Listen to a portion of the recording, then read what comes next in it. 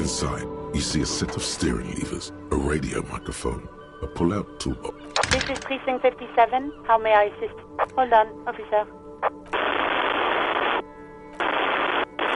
I've got Central Jamrock Public Library on the line, and I've already introduced you to their librarian. Connecting the call in 2, 1. Yes, this is Central Jamrock Public Library here. How can I help you, officer? He sounds worried, yet ready to assist. This is how people get when the police call. Billy Majon, you said. Give me a moment, I'll have to check our database. On Moreau Drive in Central Jamrock, in a darkened hall lit by orange desk lamps far away from the noise outside, a middle-aged man taps commands into an old radio computer. A printout falls on the desk. Behind him, a lonely reader scours some dusty bookshelves, looking for a paperback. Yes, hello, are you still there? I found Billy Majon's home address, is that alright? No phone number, unfortunately. Here we go, sir. Rue de Saint-Ghislain, 33B, apartment number 20. It's in Martinez, I believe. Capeside Apartments, it says. That's all. That's where the smoker on the balcony lives, isn't it? It says here that they returned their last book just a few days ago, but I wasn't at work that day. Marie? Marie? Do you remember a reader named Billy Majon? They returned a Thibault book the other day. Yes, it was my colleague Marie. She said that it was Billy's husband who returned the book. He also asked for this new sci-fi release, Lowe's Radio City 87, but we don't have it yet.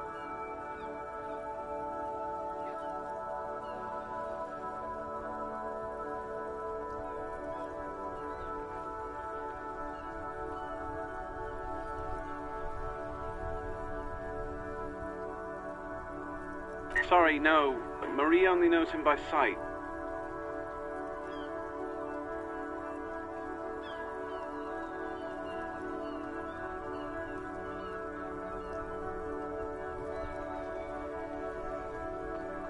Marie? She said it was an older man, and that she's pretty sure he'd had a drink or two the last time she saw him. 1 second. Sorry, Marie wasn't really paying any attention to that. Happy we could help. Goodbye, officer. Anything else you need from me? 57's over and out. In the cabin, you see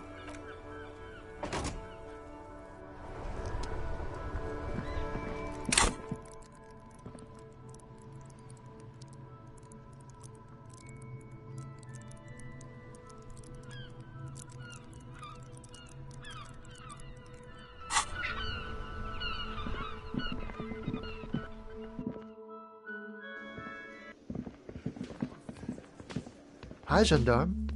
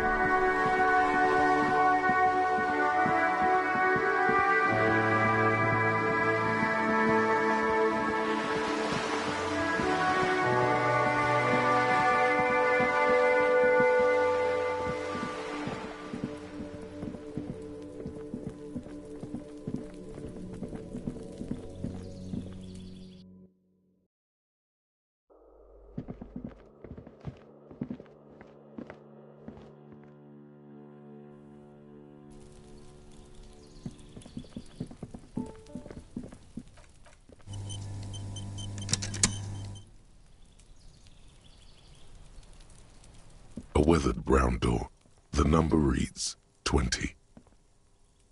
The lieutenant motions to you to go ahead and knock.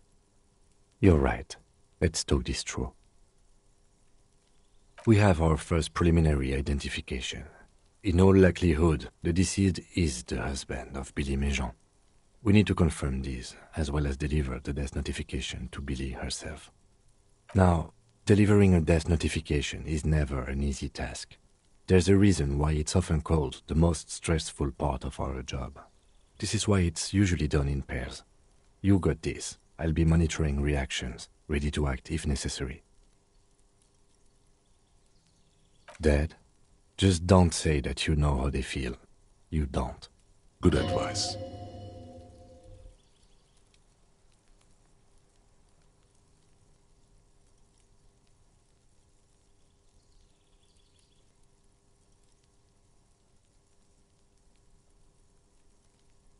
The lieutenant motions towards the door. Hello? Who is it? The police. A moment, please give us a moment. There's fear in her voice. Come in, the door is open.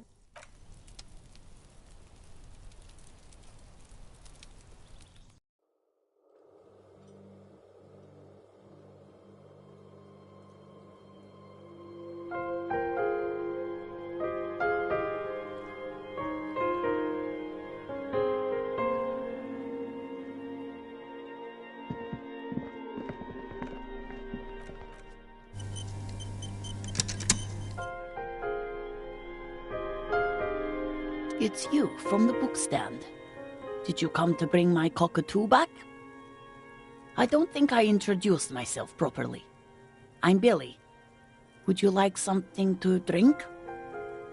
Tea? Lemonade? We're out of coffee. The lieutenant has taken off his foggy glasses and is busy cleaning them in his handkerchief for now. You're on your own here. He must feel vulnerable without his glasses. Is this why he's letting you take the lead? Is this about Victor, my husband? Is he in some kind of trouble again? I can come pick him up in the station if that's what.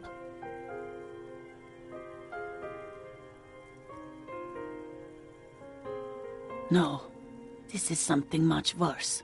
Is he in a hospital? How bad is it? How about some small talk before you break the news?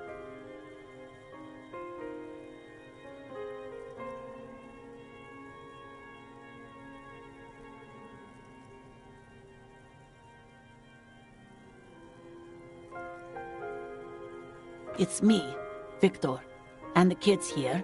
We have 2 daughters, Jenny and Jolie. The girls are staying at their friend's place tonight, and Victor is out. She swallows visibly. No. Vi, do you have any news?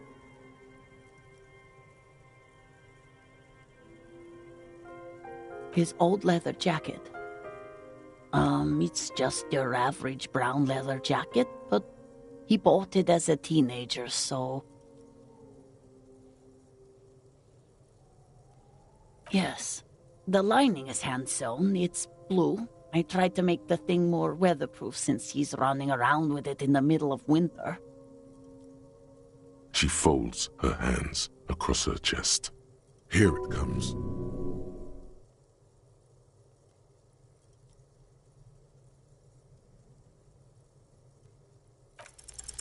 You've done this before. Just keep your focus. Yes, that's the most important thing. Use that word. No euphemisms. This is what you came here for.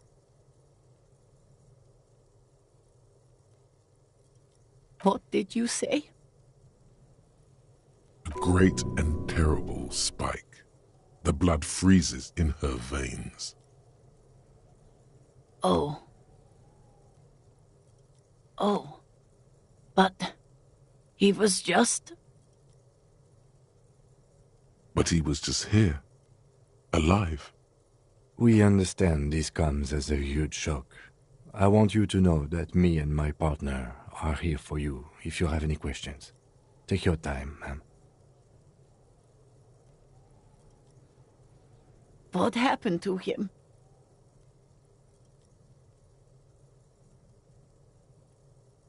Was he drunk? I see. And you just found him there, lying in the cold. How long had he been there? If you say 2 days maybe, it will be etched in her mind forever.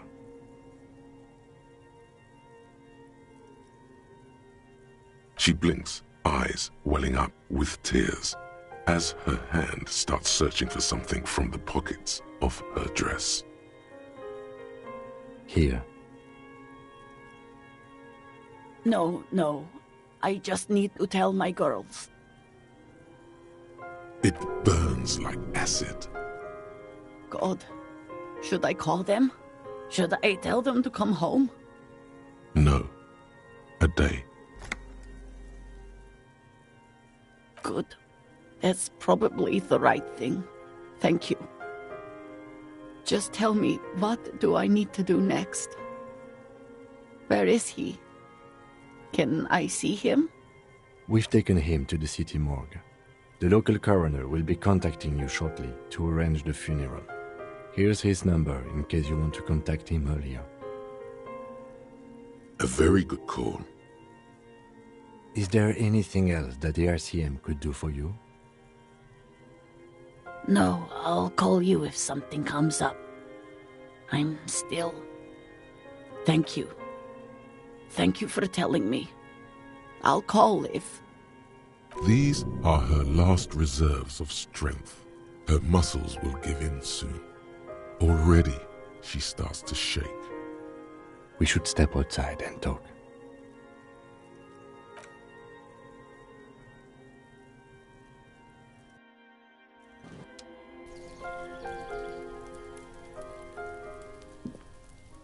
You did well.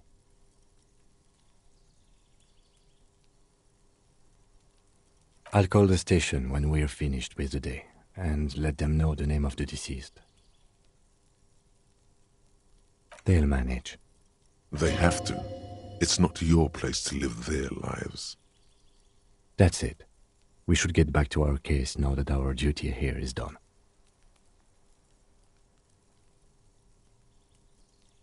Let's go.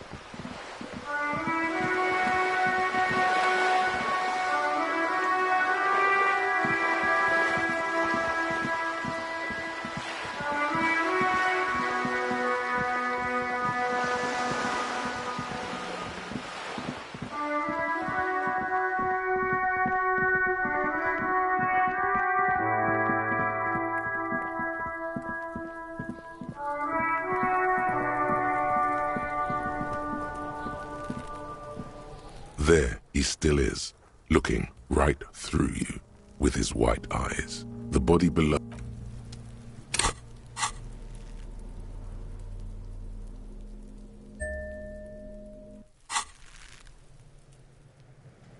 There he still is, looking.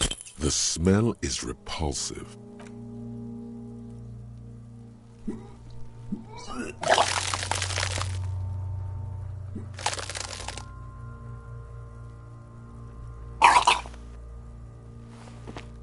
Too late.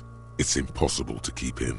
Your body curls and pushes it out, burst by burst, until a pool of vomit lies under your feet and your throat stings from the stomach acid. It's okay.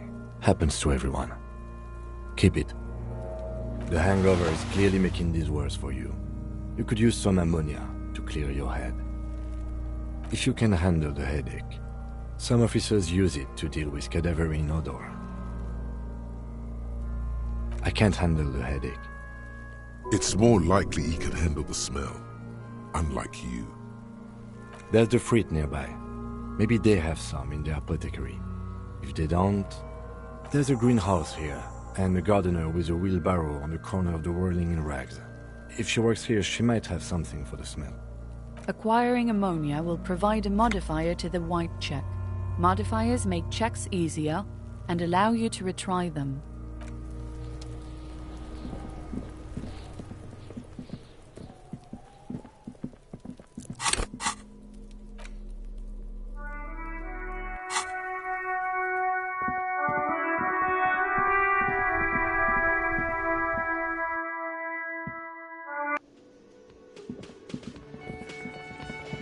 I've got nothing to say to you. Why are you wasting your time?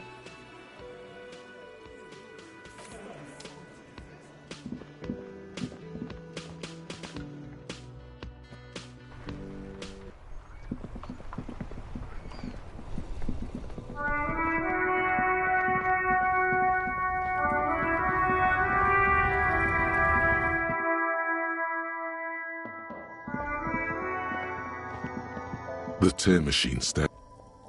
Your bottles clunk into the machine, and the money appears with a satisfying. Is this about the questions again? She looks up from her magazine, eyes filled with tired ennui. Yes. What we have is there, in the medicine cabinet. Go take a look yourself. A small cabinet on the wall is filled. Okay. Don't, overdo it or...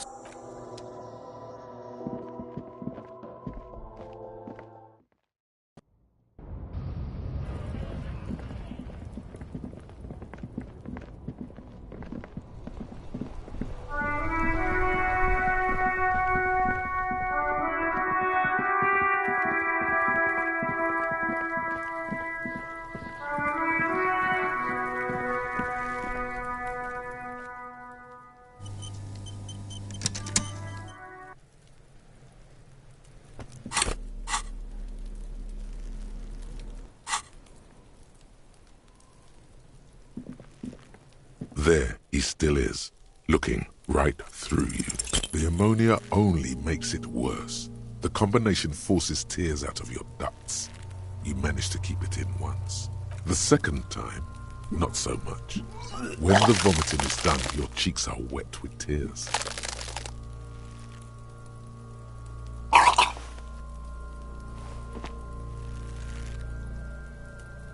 Are you okay, officer?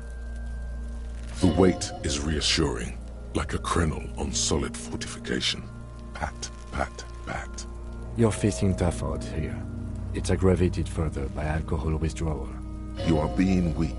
This is weakness, and it cannot go on much longer, or you will lose.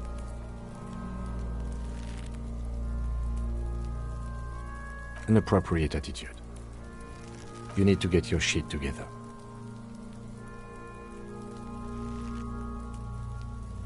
We should go talk to the locals.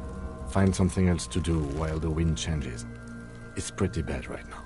You've gained a thought. Give it half an hour. Get yourself together. Then come back and have another go.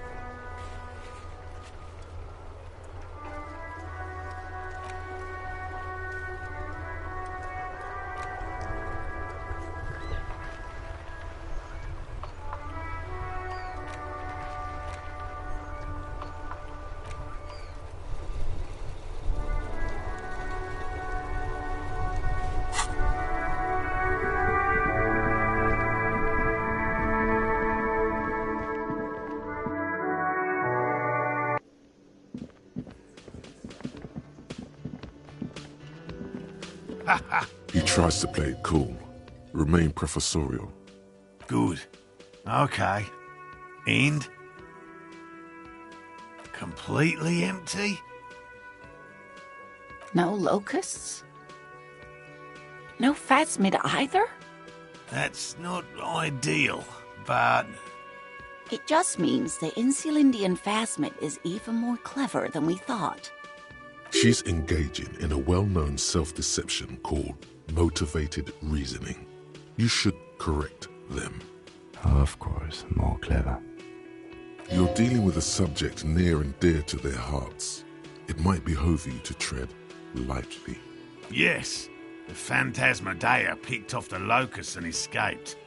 This is good news, though we'll have to reconsider the design of the traps, make them more secure.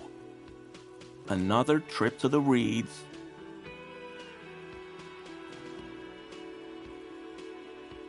Of course. Be sarcastic. Unless you have an alternative hypothesis you'd like to venture, mine stands, okay? Actually, no. Excuse me for getting emotional. This is a big deal for us. You've helped us twice now, and brought some great news too. My gratitude, and the gratitude of the Société Cryptozoologique de Ravachol, is yours. Heartfelt gratitude. But does it feel like closure? What really happened? Thank you, it's an honor. We should probably return to our main investigation here. This has been refreshing, but... Helping cryptozoologists isn't really a priority for our organization, is it? The lieutenant looks out the window, impatiently.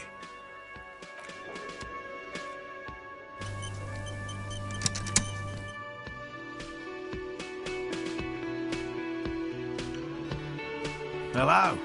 Lena and I were just discussing the design of the new trap.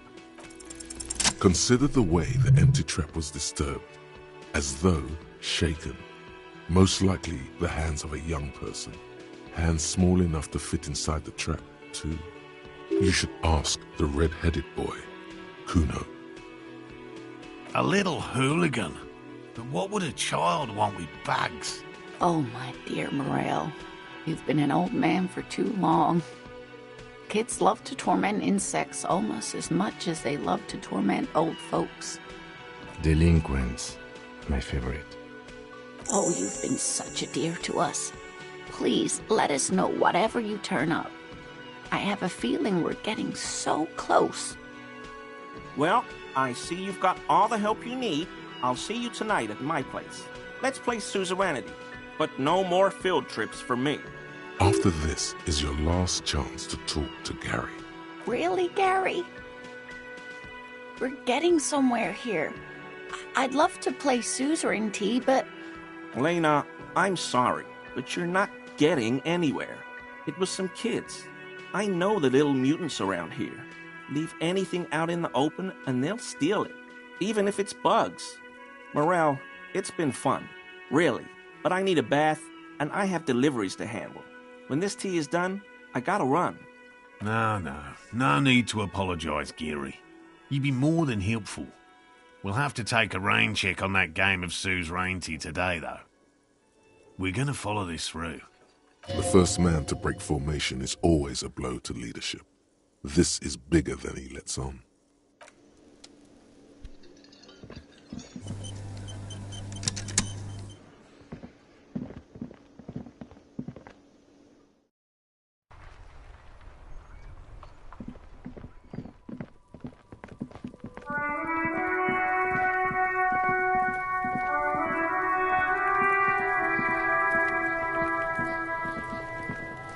Kuno saw you wield that can.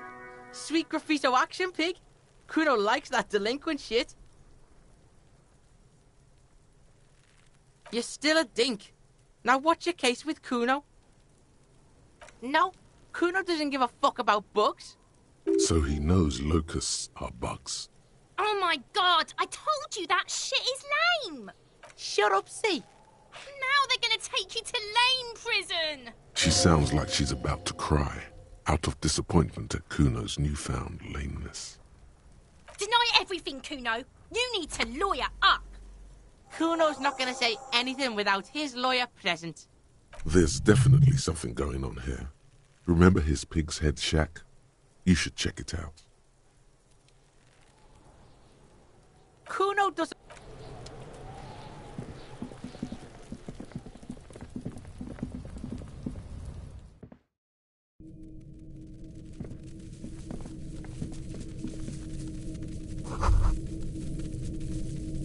All around you, the hisses and chirps of locusts fill the musky air. The earthen floor of the shack has been shaped into mounds of mud, dotted with little holes for windows. Like skyscrapers, spires of dirt and sand rising. Accommodations for their insectoid inhabitants. Well, detective, it appears you've solved the case of the locusts. For the missing locust case, which is a sub-case of the imaginary insect case. So at least that's going well. Oh, I'm not being sarcastic at all. We are making real progress here. When someone says they're not being sarcastic, it's usually a good sign that they're being very sarcastic.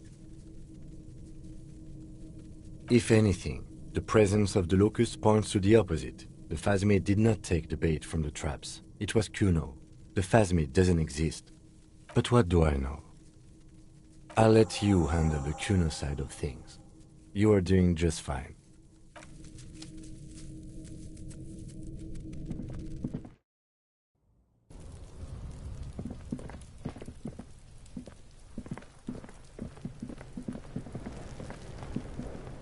Fuck does Kuno care? Yeah. Kuno took the bugs, so what? It's not Bugtown, it's the city of locusts. Locusts aren't just bug shit. They come out of the sky like a fucking shadow. Shit descends. Stop! You stop. It's like they're fucking night. Locust City, Night City, City of Rage. There's a tug of war over the name of his fantastical city. It's almost too big for his imagination. The girl forces herself to watch again, the corners of her eyes twitching from discomfort. The lameness is causing her physical pain. The damage may be permanent. Kuno, the pig wants to help you. Oh, that's how lame it is. Please just don't say you're... An artist? Maybe I am an artist. You hear that, everyone? I'm a fucking artist now. Did he just say I? Kuno usually calls Kuno, Kuno. Kuno made Kuno. Kuno says whatever the fuck he wants. There are no rules here, pig. I fucking say I when I wanna, and Kuno when I wanna. Kuno's free. Kuno's free to fucking die, bitch. This is what he sometimes does when things get tense. Oh my god, Kuno! He's gonna make you totally lame in, like, 3 seconds! Don't let him, Kuno! Yo, fuck you, see? Kuno can be what Kuno wants to be. Kuno's his own man. Kuno's free. Kuno made himself into Kuno. Kuno can make himself into anything. Kuno can make himself into a pig if he wants. Kuno can make himself into a... Kuno doesn't give a shit. Don't make yourself into a pig, Kuno. You'll have to take me away. So that's what this is about.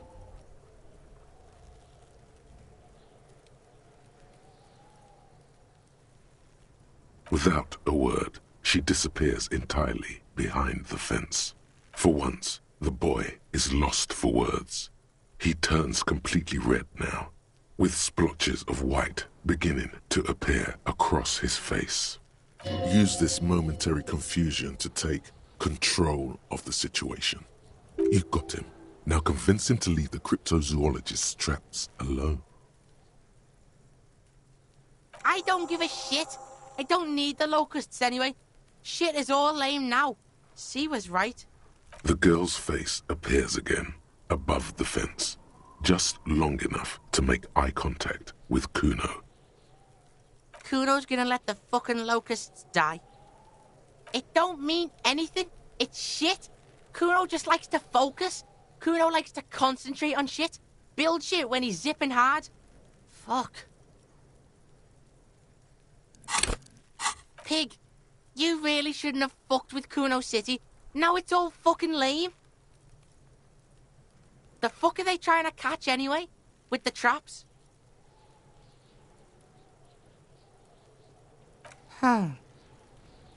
He recognizes the name.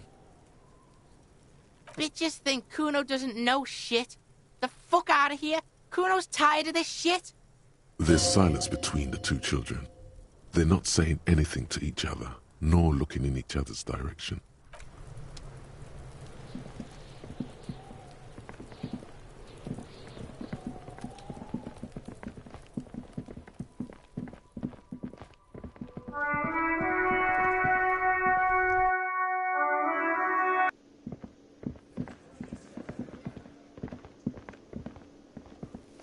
Hello, officer. I think I... So it was just a child. Thank you for telling us, sweetie. This is good news, right? It means we can try again. She acts chipper, but something's changed in her tone. A hidden worry. Something is secretly gnawing at her confidence. It's not this Kuno kid, or the missing locusts. It's something else. Yeah, you're right. We just need to restock the empty trap. Then we'll need to inspect the traps one more time. And then maybe we can. He has a 38-degree fever. His resilience has given way. Darling, I told you to take it easy. You're getting sick. Maybe it's time to go home. You're right, you're right. We can come back next season, when it's warmer. There won't be a next season. Not for this. Find a phasmid or admit defeat, people. You can? Fine. It's better than having these people get pneumonia on the coast. But after this... He wants to see this tale through, as much as you. Otherwise, he'd have stopped this already. But he cannot let it drag out after this. Really? It's too much, officer. What Morel means is we're grateful for your help. These are fresh fractured locusts. They should slide right down the funnel. And thank you again. We will definitely mention you, should this lead to a discovery. I'm not talking co-discovery, of course, but... Wow. Co-discovery? You'd be famous. You'd show them all. This does tingle the pleasure center. This would show them all. We need to get you on that list of discoverers. No question about that.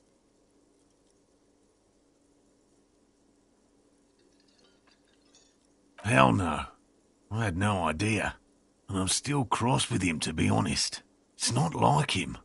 He's got his quirks, but dishonesty, disloyalty are not one of them.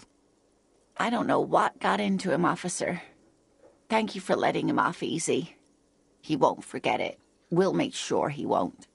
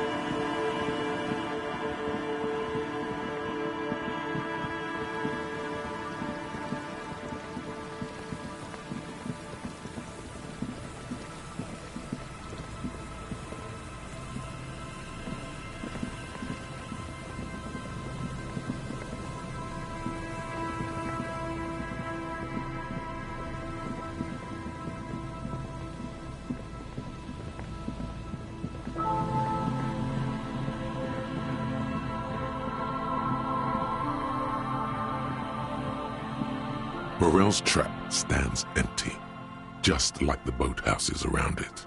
The wind ruffles your sweaty hair. The locusts, dazed from being transported, slowly begin to acclimate to their new surroundings. They're not really going to get the chance to get comfortable here. Good, now that's done. When do you think we will return to our impending apocalypse of a murder investigation? Don't answer that. It was a rhetorical question. He doesn't want to, but if there is one more cryptozoological runaround, he must force the investigation back on track. This better be it.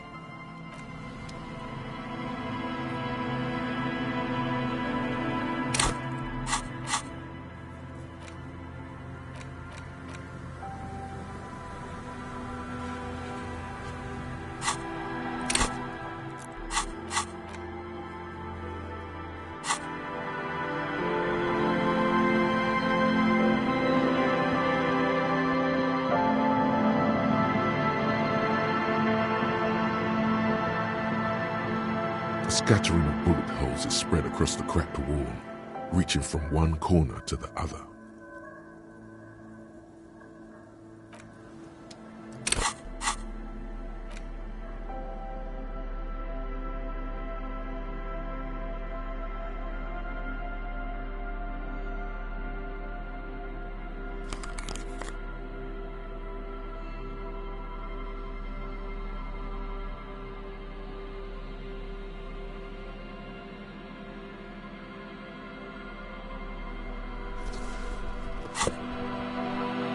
Scattering of bullet holes is spread across the cracked wall.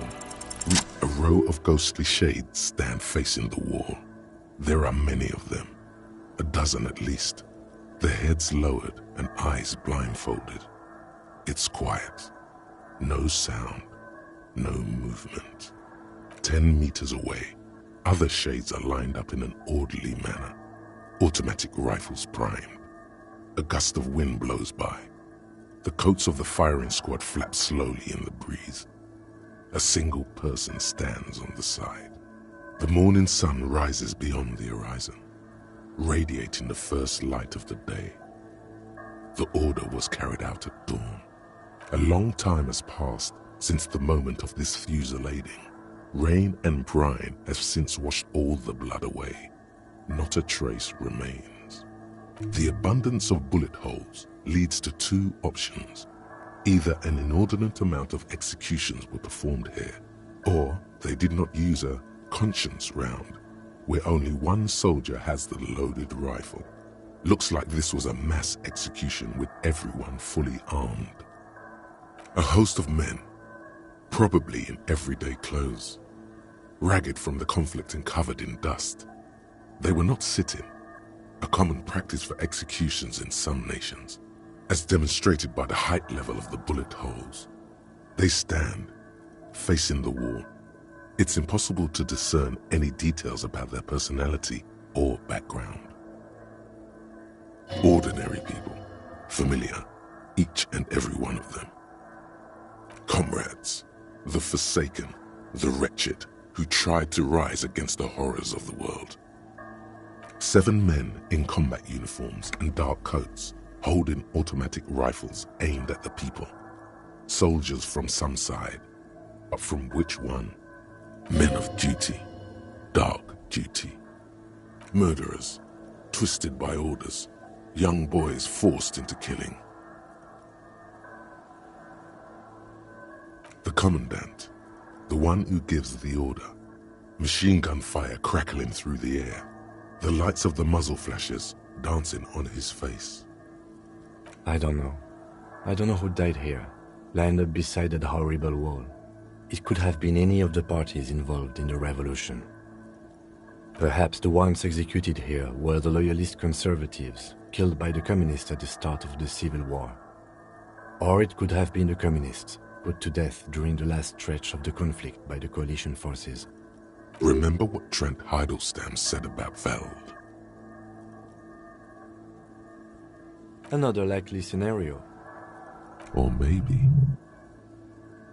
Yeah, it's very unlikely the coalition forces were the ones who died here. They were always the last ones against the wall. To be honest, if a coalition member was anyone in this situation, it was a commandant, the superior giving the orders. A cold sea wind blows away the figures.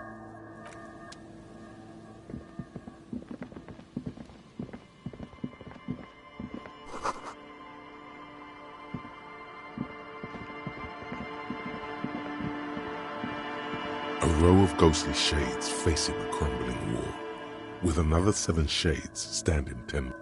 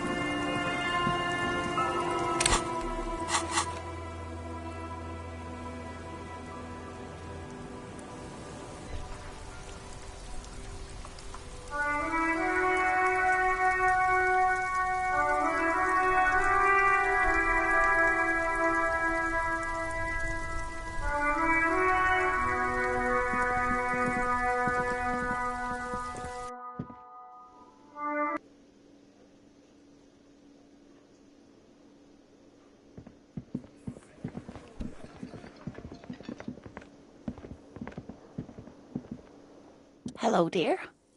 It's good to see a familiar face. Thank you for doing that, dear. Her smile is weary. Her earlier ebullience has left her. Morel still isn't feeling well. I convinced him to stay at Gary's to get some rest.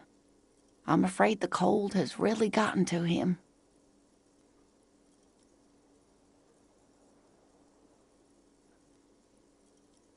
I'm sorry, dear. You've had to drudge through them so many times. Such is field work. A young person's game, as they say. Her voice is shaky. What is going on here? Morel will eventually, or we'll talk Gary into going back out, perhaps.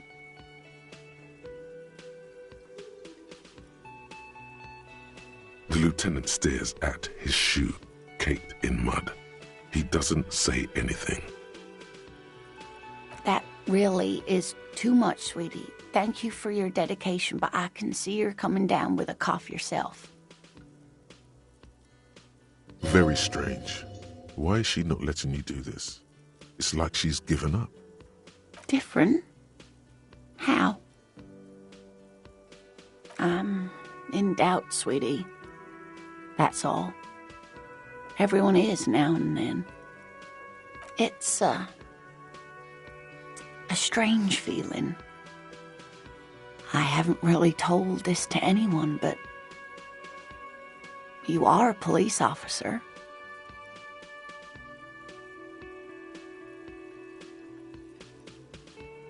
And when a police officer asks, you must answer.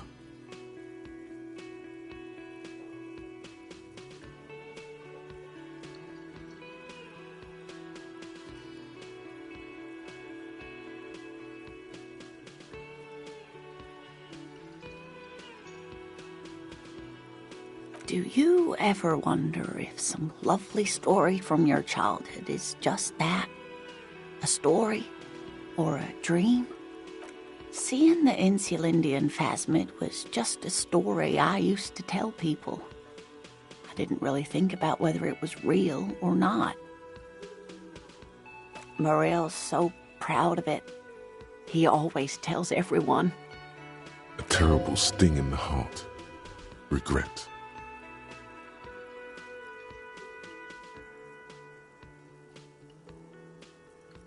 No, at least I don't think I did, but Morell was so eager to believe my story was evidence of the Phasmid's existence. That I'm some queen of the cryptozoologists. That.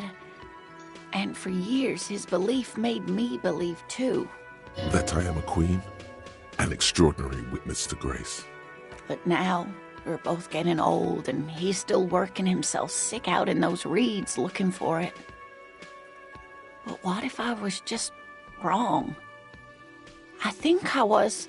The lieutenant opens his notebook, but doesn't write anything. He's hiding. These things are tough on him. Matters of love, not violence or deceit. An acorn is not the same as the tree. That requires time, diligence, and care.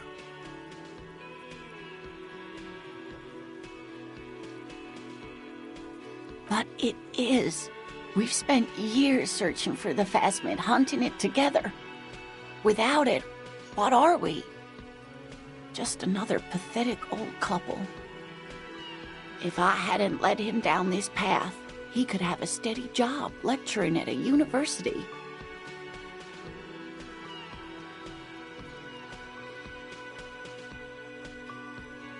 Oh, of course it counts for something.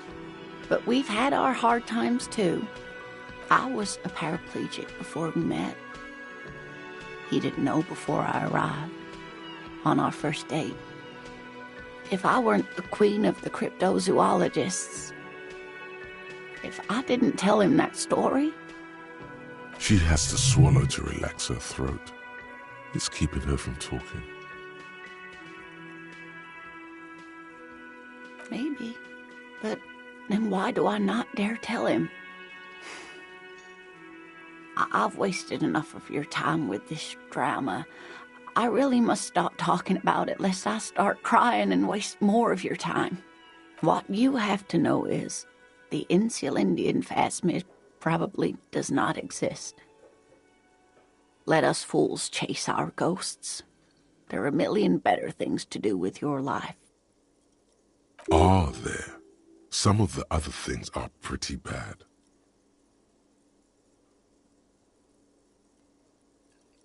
A true believer. Sometimes I still see it too. The real memory of it, how it was there. Not the memory of the memory, but it's so hard to tell the two apart. Either way, I should go. Poor Morell is running a fever, and I need to get him home to Jamrock before we overstay our welcome with Gary. Oh no, thank you, but I can get there on my own. This old thing is gas-powered. And then a taxi home. It's not so bad. Really? Oh, sweetie. Please don't get stuck on a dream. Take it from me and Morell. No one can stop you from finding the Phasmid. Okay, it's 1113 Tabernacle Road. Jamrock, but... A sigh. She doesn't think you'll need it.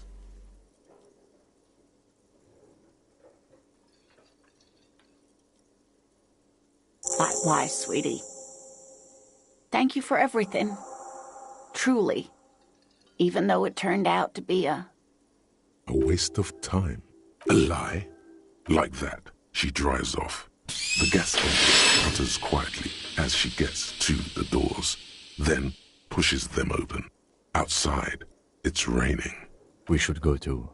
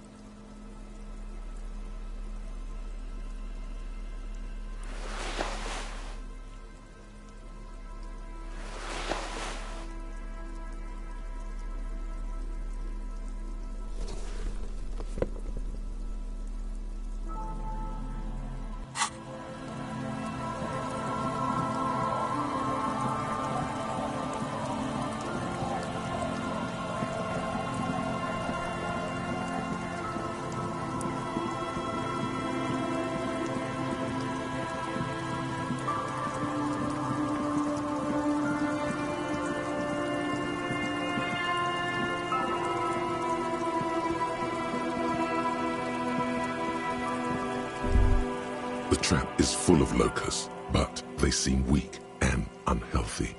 A few lie on their backs with their legs twitching. Still, no Phasmid. Poor things.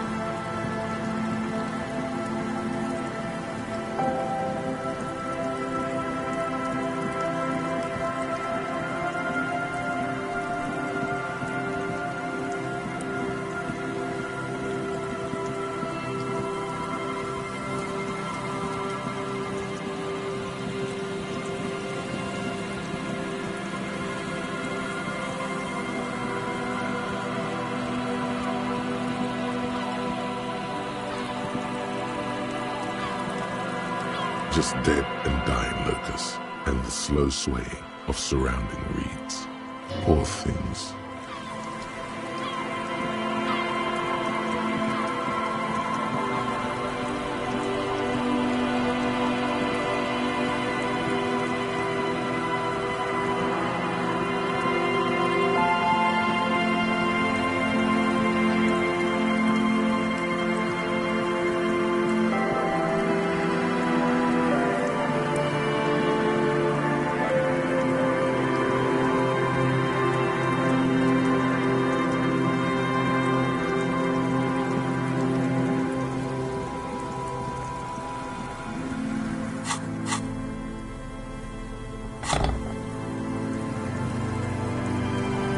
You pick up the handset.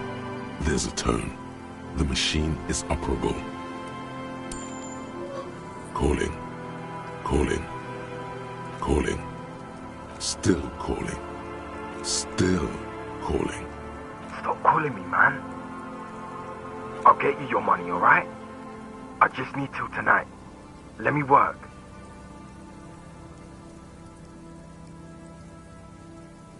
My debt? I don't fucking owe you. It's... Who is... never mind. I don't have time for this. He does not seem to be overly thankful of your kindness as he hangs up. Disconnect tone. Calling. I'm tired.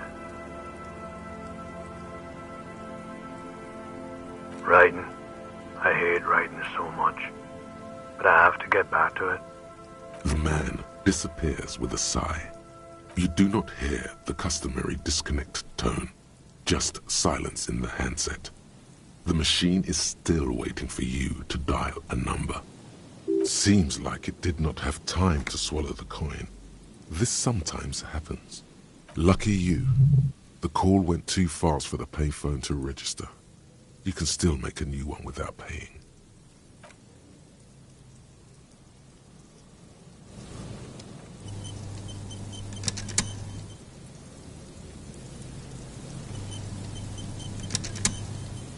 There's still some unused change in there.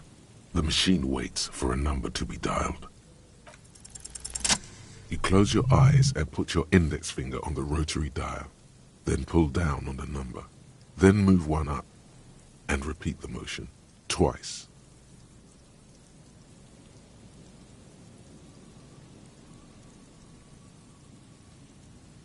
Strange. This is not how you started before. You dialed 001. This is not the area code of Revachol.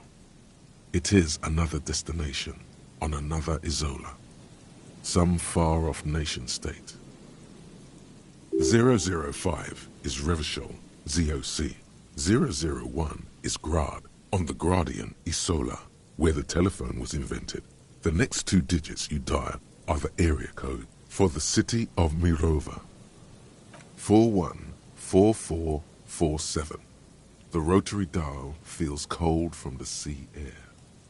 1117361. Your fingers keep moving like a spider. Every time the ring rotates back with a little ring of metal, like a bell tolling. Yes, 451-67451. You are going deeper now, into some unknown place, far away from this island of matter and its telecommunication networks. 451. You have dialed God knows how many numbers. The headset has been waiting silently to relay a signal. Surely nothing can come of this, you think. But it does. A connection. An ultra-long-distance call. Your air fills with a crackle, the wash of a strange ocean full of white noise. A little bird starts ringing in there, not like the local calling tone before. No, a small ring in a cage of distortion, far away. A distant network of phones. Calling. Calling in the night. The saddest sound in the world. Calling still. The handset starts slipping from your sweaty palm. Your breathing is heavy. The lieutenant is too far away to hear your yelp. The sea wind blows. Calling. Calling. Calling. Calling. Calling still. Then the ocean breaks. Out of the depths, a woman's voice emerges. Small. The dearest thing you've ever heard. Hello?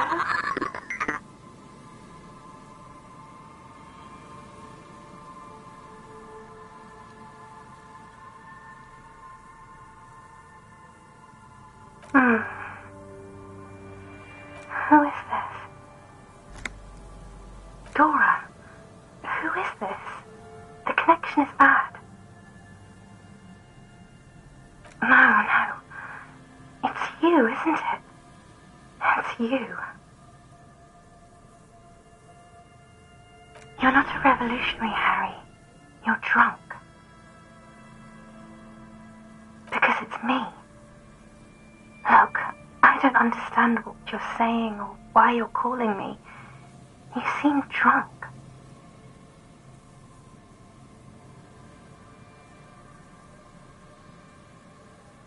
Oh, God. Do you know what time it is? It's so late here. It's 4 o'clock, Harry. I need to wake up in 2 hours.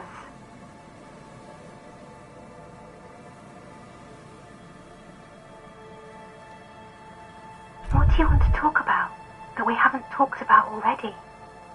This is bad. You feel your right hand on the handset cramping up with pain.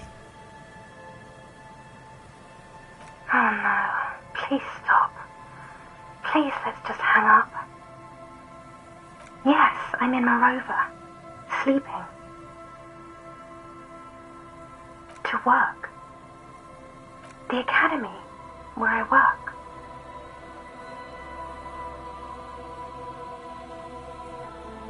No response, only a sigh. The connection crackles like burning paper. She does not answer anymore.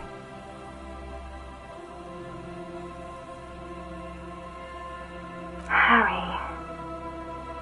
Disconnect tone. The machine ran out of money.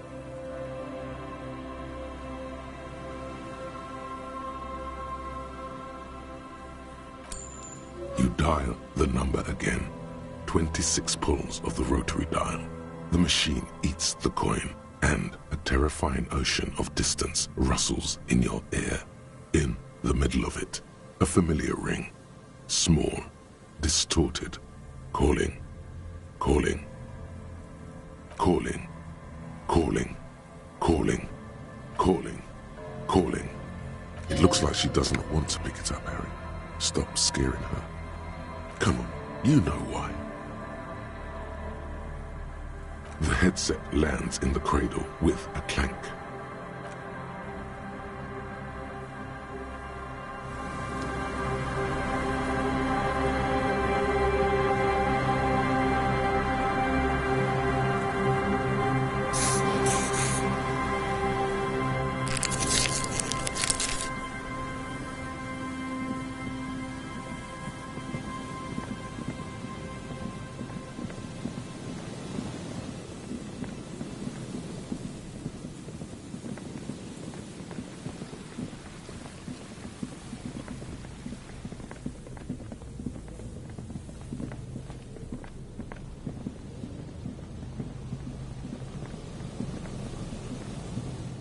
few locusts trudge along the wall of the trap. The rest are piled in a heap in the corner, dead. No phasmid anywhere. Poor things.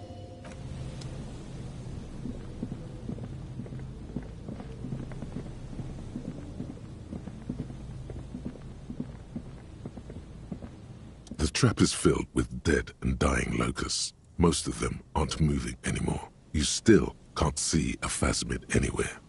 Poor things.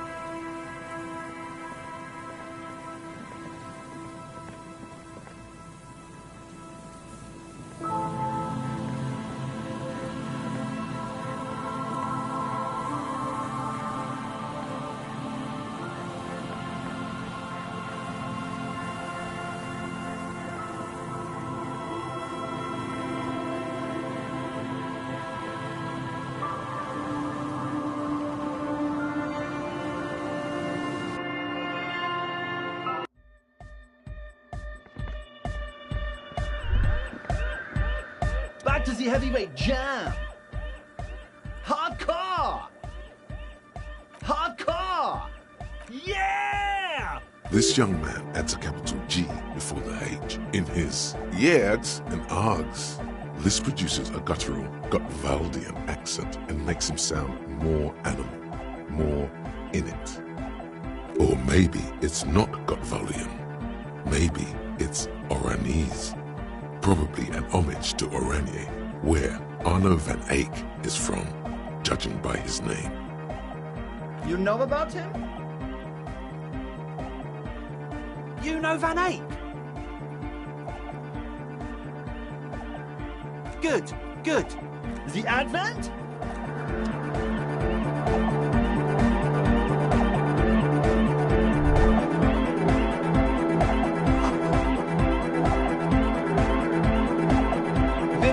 True, hard, full, car. It's hardcore. Skibbity, skibberdanger. I am the rearranger. Your cop training did not prepare you for this. What to do? Big club, true, hard, full, hardcore. Yeah! This young man, or maybe it's not. The Y to the E to the A to the A to the A to the A to the A to the G to the H to the exclamation mark. Yeah!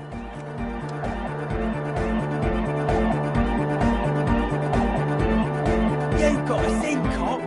I can't believe you got us in. With wonder in his sharp eyes. Between you and me, I don't know if you've noticed this about me. I'm a little suspicious of authority. But you really came through for the hardcore underground.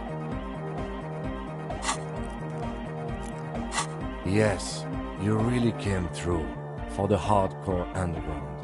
How come Andre is busy cutting some slightly less lame, but still quite ungainly shapes on the church floor, sweating profusely. Estelle using her contact mic to listen to a tree underwater. The one with the large head is blasting the dance track on repeat, while the stained glass window behind him is rattling from the bass. Sire, the tent. 'Twas a security risk. And in here, sanctuary. 'Twas only noble of you. Okay. What he means is, you're right, actually. The tent was a safety hazard, and this place was deserted anyway. It's a miracle of carpentry. Dead bodies carved into total shapes. Now it can be something more. That's right. The first settlers built it, plus 6 more like it, on the coast here. Was one of the first things they did. Must have been really scared of something, but I understand. Alone on an uninhabited archipelago, forced to face themselves and nature. Pre-industrial quantities of solitude. The sea, perhaps something more fundamental. I would want to build a safe place for myself and my own as well. A cop who's into building critique. Okay then, this is folk DeLoreanism, lawmongerer. It's a subset of early DeLorean architecture. Art of core. Total. Everything between an ancient concrete cathedral and a glass cube is DeLoreanism. This is just an homespun version of it. Folksy stuff. Early mass production. They made thousands like this. Does that help you out? Like that woman there. Vertical, thin, white. A false image of grandeur. The source of the system is up there. You're at the bottom. They really dug that power vertical. Like to show off large and intricate structures. Arches, spires. Put you down with them. They were really into painting everything white too. Virginal shit, you know. Marriage shit. Virtue and tyranny. Stands to reason it used to be white on the outside before the sea wind took all the paint off. Year after year, flake after flake, whitewashed clean, then covered in green moss. Slowly peeled by the wind, your skin crawls from the sensation as you look around. Dead bodies of perennial plants. Sigma functions have left this place. It's a good thing we came along. The spiritual collapse has been total.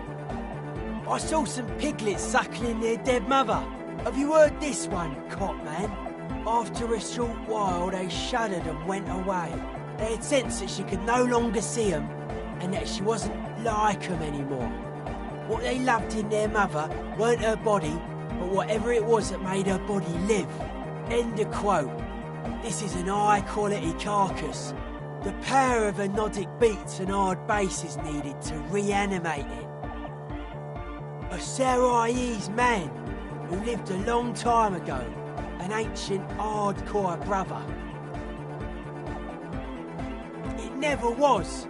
A 3,000-year-old regime of history, built by hundreds of generations of self-appointed intellectuals. It's false to the core. The way he says it, the force in false core, is invested with 20 kilotons of disgust. I only said unity. One word. Figures of authority always misquote you. Andre doesn't care about the Ecclesiastes. He just wants the operation to run smoothly. And Egg is a demi-beast. You shouldn't listen to what people say. You should listen to what they are. But were you wrong? The founding party is okay with everything. Look around. They don't have enough love for the human crew to oppose anything anymore. We're on our own. That's still a lie. Reassert yourself.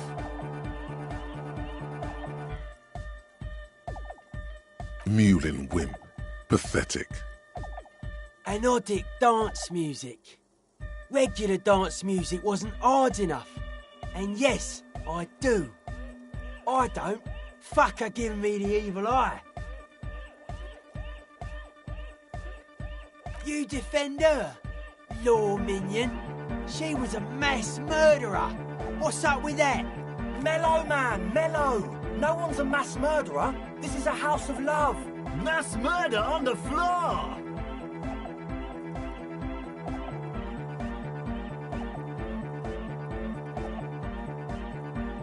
No one says Arno van Eyck is a mass murderer. The Anodic pioneer Rietveld is not a mass murderer. He is not accused of mass murder. Likewise, no one says Jermaine Egghead or Andre are mass murderers. You can live entirely outside that suspicion. Billions of people go about not being guilty of mass murder. Just not her. The world spirit does not have a body. It has organs. Hardcore is an organ of the world spirit. This Arno van Eyck track is an organ. The carpentry and glass cutting that built this house are also organs. She's a thief, if you ask me. An organ thief. All innocences are. I like this question, Cop Man. She did not live the life of a human. She lived like someone who's playing a game. The life of an operator.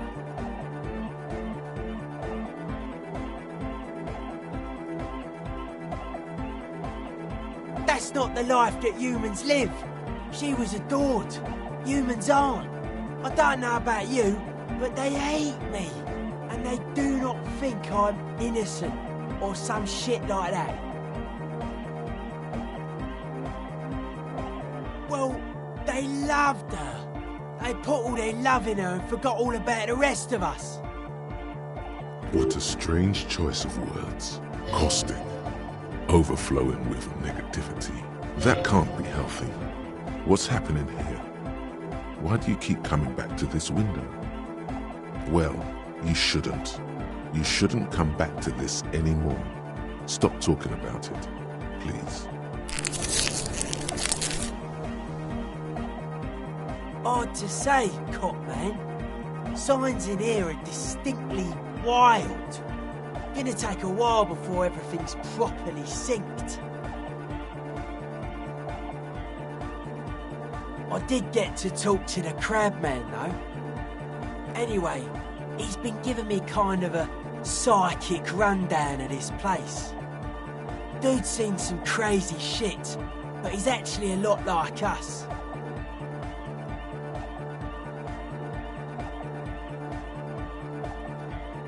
Have you been listening to what Egg's been saying? Love is hardcore, man. And the mother's love is the hardest core of all. The man picks up on stuff. And he knows a lot about the church. I got a lot to learn from him. Good thing you didn't squash him.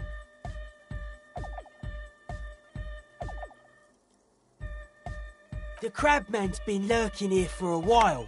He's experienced things. Things that give off bad signs. As far as we can tell, the Ubies built this place about 320 years ago as a sarcophagus. Not like a literal sarcophagus. I'm just being metaphorical. Encasement, confinement, of something they were afraid of. Something new and unheard of on the Isla. I think that's what the Crabman is experiencing when he climbs around upstairs. Like, this is some old world shit the Ubies had heard about. I thought the best way to deal with it was to build a church, surrounding it, to contain it. I don't know, and it's not something they properly understood either, what it does. But it's what this Sona person is looking for, and trying to measure. It'll be fruitless, though. She won't be able to measure it. People like that always want to measure everything. All those things they really can't. The wood creaks as a gale blows by. Outside, dust particles fall through the darkness, settling down on the age-bleached floorboards.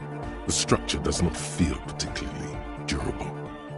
No, it's pretty fucking unsound if you ask me. They should have built a club for anodic music around it instead. Anodic music will definitely contain whatever we're dealing with. And if it can't, well... seems to be the trend around here, doesn't it? You can't measure shit like this. It's not like... substance. Like a concentric ring spreading out. The struggling villages. And that is what caused the communards to fail in defending the beachhead. Yeah, a lot of failure has gone down around here. I don't know. Maybe, maybe not. It's not a thing we can answer, Cop Man. Even I have limits. I'm a limited size person. Maybe you can figure things out, Cop Man. I think we got on a good level here. The signs are syncing up well.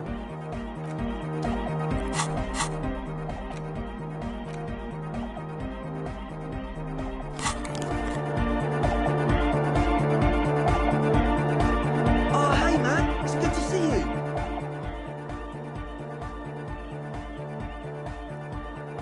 Goodbye. She's whistling a melody, her trusty contact mic attached to a wooden pulpit. At the sound of your footsteps, she stops what she was doing and turns to you. Hey there. I've been recording some new audio from all these beams and rafters. The sounds travelling through the wood are pretty cool. Creaks and stuff. Like you're underwater, you know? But like, underwater inside a tree. And yes, I'm being more like Contact Mike, alright? Don't even bring it up. No. I actually wanted to thank you for getting me and my friends in here. And we even found some new associates, such as they are. Good, I think. Noid is getting a read on the place. I think he finds the carpentry very impressive. Andre's been setting up the compressor and dancing. Egghead's been keeping the party up. He's got the stage under control. Sorna, the programmer, she's doing whatever she does behind that radio computer of hers. She doesn't talk to us much, and the Crabman hasn't shown himself, thank God. Okay.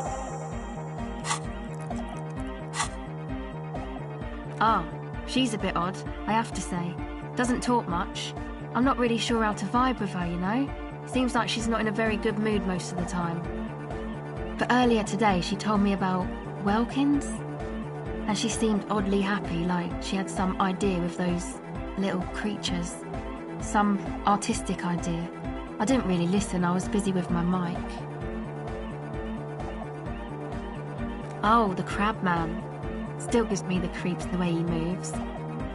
But he doesn't actually come down that much, just climbs around the rafters. I just tried to stay away from the Crabman, but he talks to Noid. They seem to have some thing going on. Beats me. Noid said they get along somehow. They're both crazy enough, I guess. Who knows? He doesn't really answer our questions, see? Not that it's easy to ask them. What are we supposed to do, yell up at the tower? Who do you want to know about? Andre, he's a cool guy. Doesn't really come off as one, but he is. To me, at least. He takes care of shit. Sorry. I mean, he's got a vision. of what life should be, you know? He tries to push things until everything falls into place. He's an organizer. Nothing. But then again, there's nothing to organise around here either. He really wants this church thing to work. Must have taken it as a sign when he found it abandoned like that. Said it was an augury. I don't know where he got that from. Andre's not super intelligent. I've never seen him so psyched about anything, though. And he's often psyched. Looks so... I mean, not that he does drugs, just high, you know.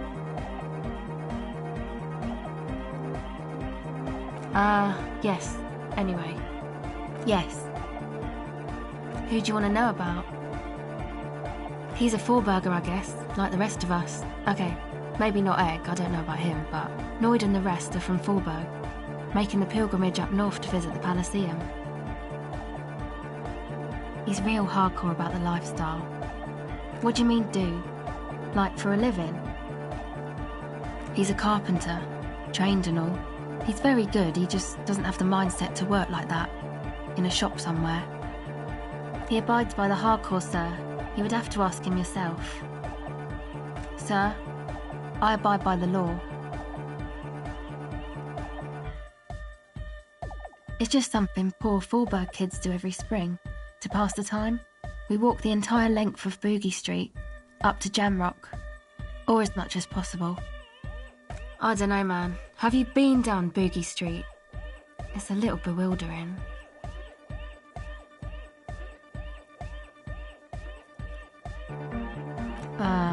No? Okay. Then you should go and take a look, I guess. Boogie Street is cool. It's got a lot of immigrants and all kinds of different people. Yeah. I hope you do. Who do you want to know about? What do you mean? Oh, that. He's the party boy. And Nordic music doesn't really do vocals in the traditional sense. Vocals are thought of as rock. That's to say they're a bit backward. No offence if you like rock music though. Rock music's cool by me. Pachoo, swish. Your credentials as the resident future man of Revachol are being questioned. Show her you're hip with the times, Gramps.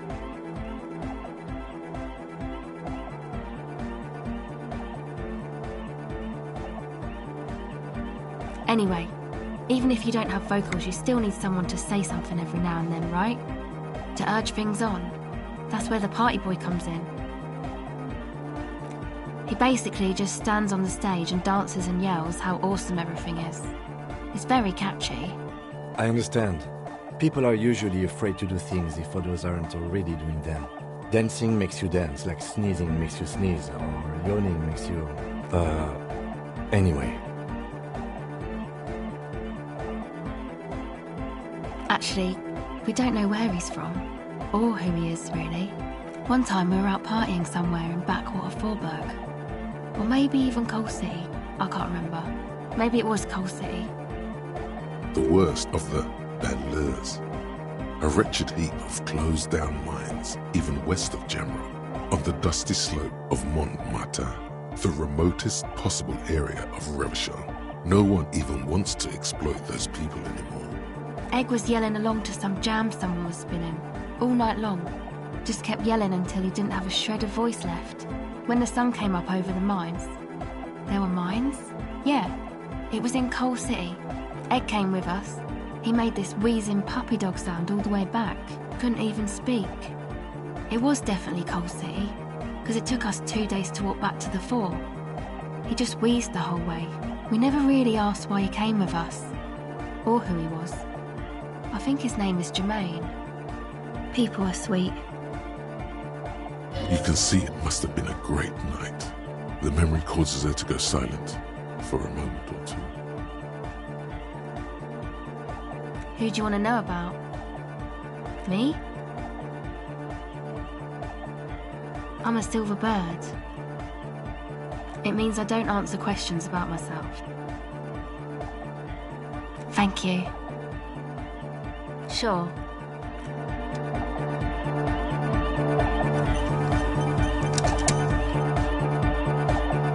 Oh, hey man, it's good to see you. You close your eyes and dream of the shapes your body should form to bring this strange music into life. For now, such ferocity of motion is beyond you. But just imagine the moves you could pull to this futuristic beat. Puts a grin on your face just to think about it. Even a failed attempt gets the juices flowing. and repair some of the damage done by battles lost. If you up the dose and truly dance, who knows what will happen? Goodbye, officer.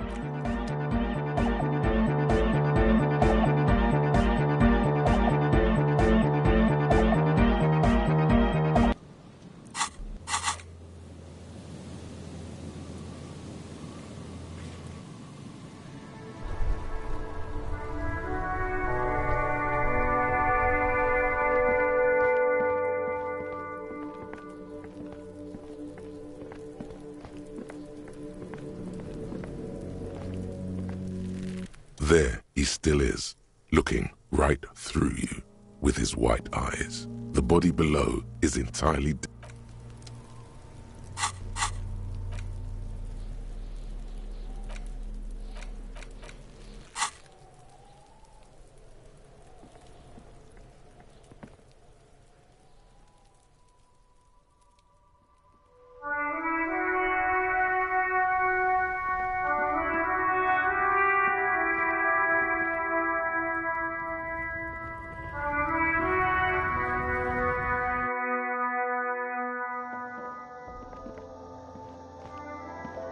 A small cabinet on the wall is filled with various medicine bottles, nasal sprays, and blister packs.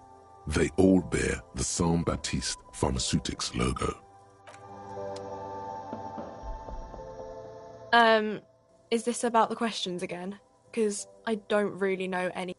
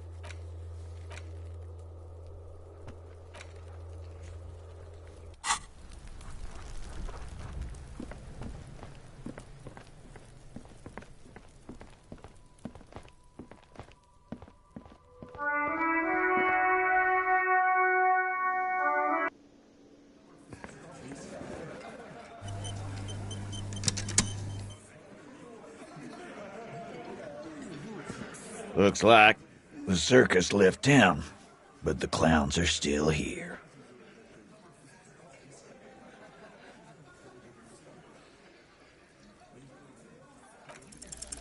Establish authority. Yes.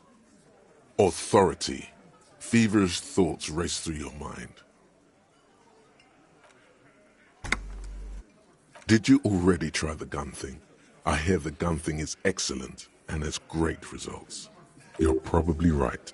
The others are only there for filler, to make the gun thing pop. Why? You have your own gun. This is not what he thinks it is. This is a great idea. I'm afraid it's not what you think it is either.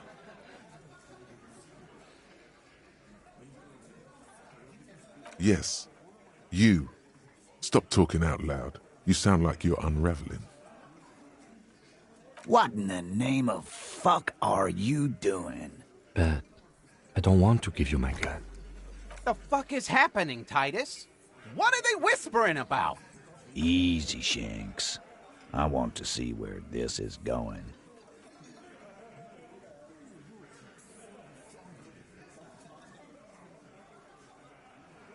And what is that? He does not like that phrasing. Neither do I. Merely what? Be careful, it's loaded. Good. Now put it in your mouth. I want to point it at them. Quit your whining. Everyone knows how to do that. You're a special man. You're going to point it at yourself. Go ahead. What are you doing? Genuine panic flies across the lieutenant's face. Fellas, you getting any of this?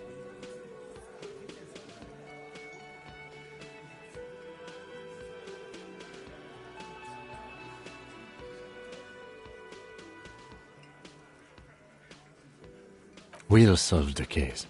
Look at me. Don't worry. This demonstration is not helping at all. Yeah, cause I sorta wanna see that shit. You won't, man. His fucking balls ain't big enough.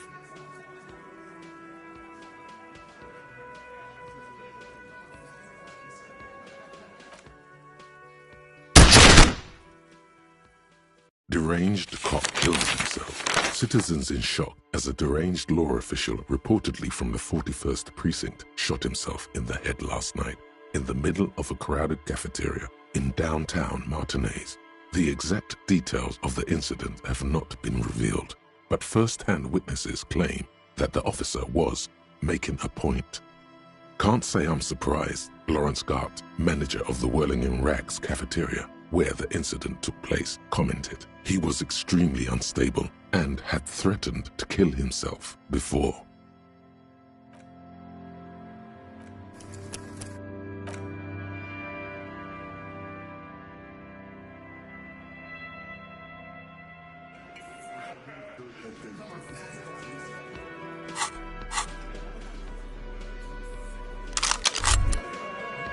Holding the gun feels natural and satisfying.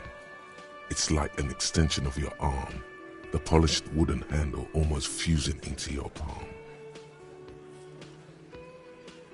It reminds you of the day you first held it, with fear and respect, hoping you don't have to use it in vain.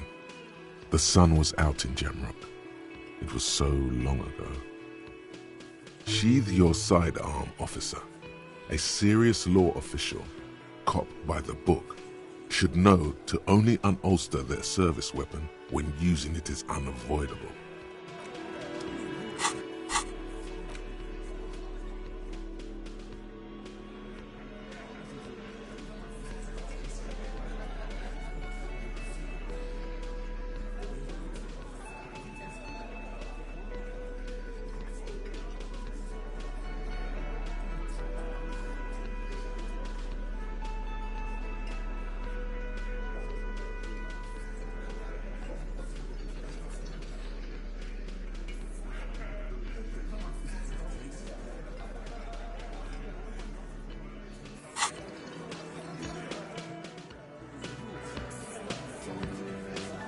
Looks like the circus left town, but the clowns are still here.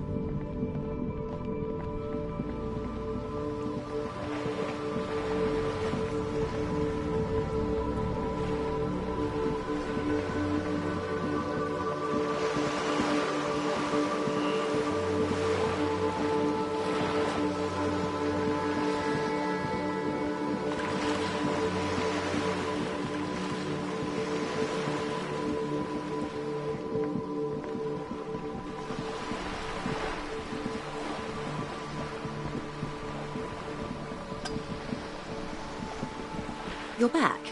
Good. It's quite straightforward. Someone is using Terminal B to smuggle raw ingredients from the Samaran Isla into Revachol with the Union's blessing. Wild Pines has suspected it for years.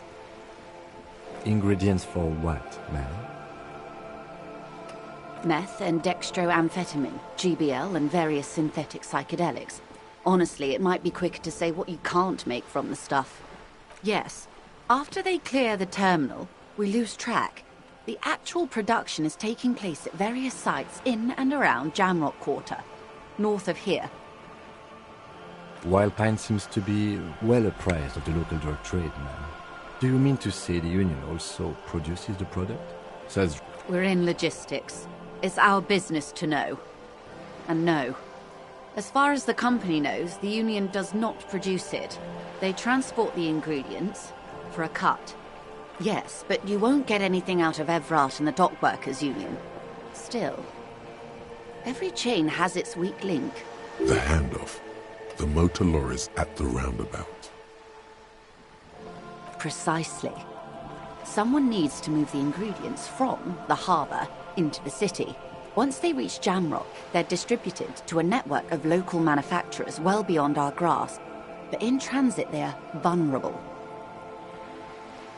Perhaps you've noticed that a number of lorries are tangled in a traffic jam at the roundabout just now. Interview the drivers who are still hanging about. One of them might be waiting for a crucial shipment. I'll be explicit. If you find this driver, I will share company secrets with you.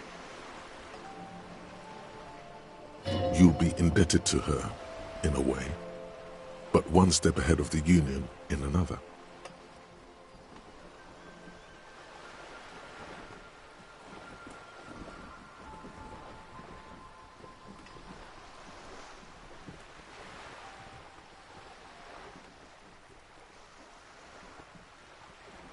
No. We asked East Motor Track to raise the drawbridge. The road company is a partner of one of our subsidiaries. However, this is a limited time opportunity. Once the complaint has been processed by the Trade Committee, they'll have no choice but to lower the drawbridge, and the operation will continue. Thousands of litres of raw ingredients will pour onto the streets of Revachol. Not the east across the river, but the west. The vulnerable.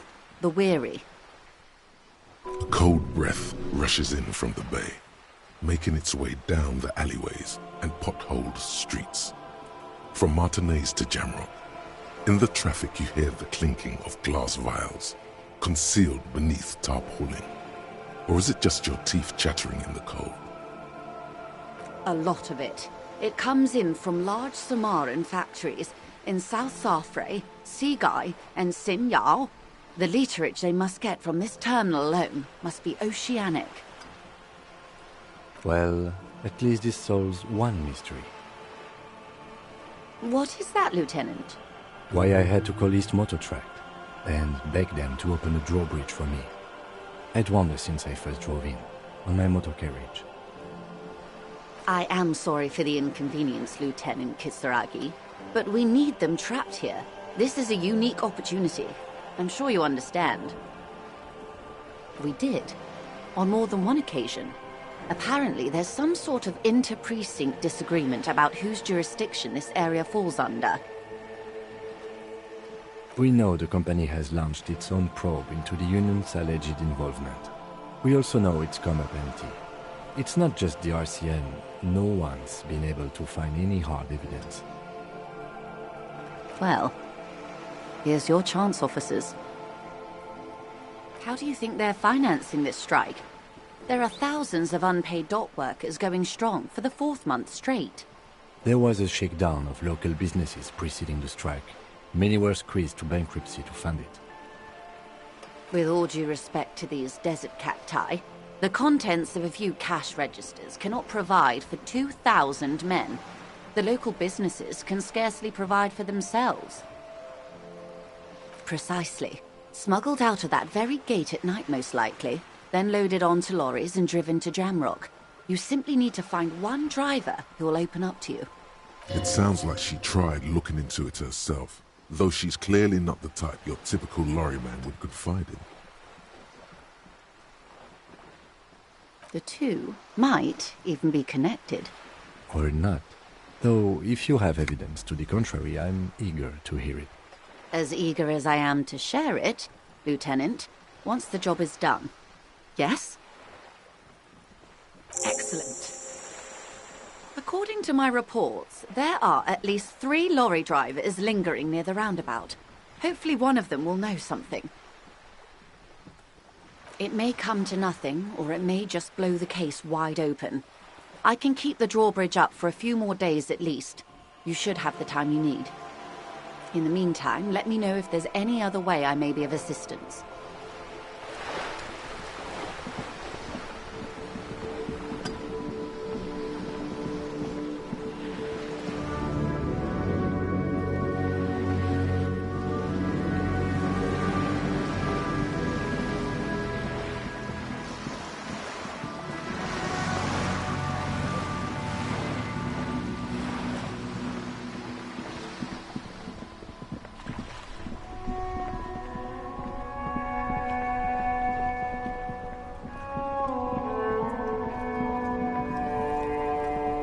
Now it's turning into a kind of a snow limbo, man.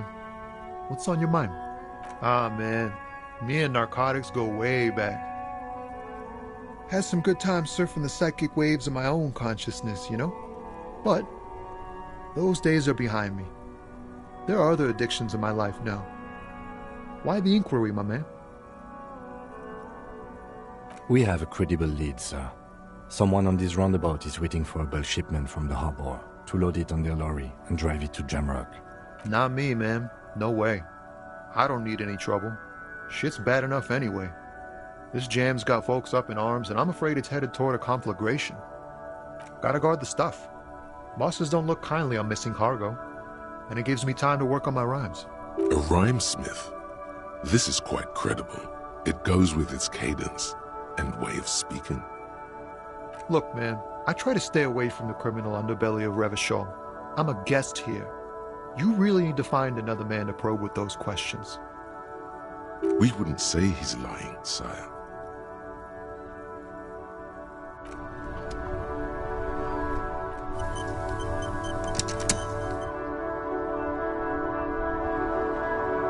Now it's turning into a kind of a snow limbo, man. What's on your mind?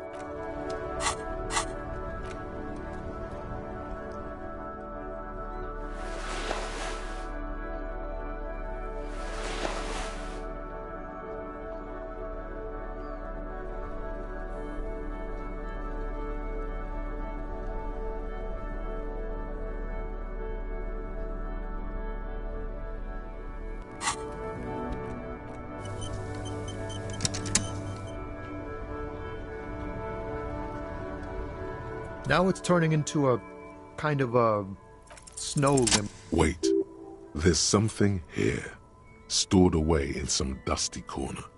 It starts like... Whoa. What else? Silent communion. That's good.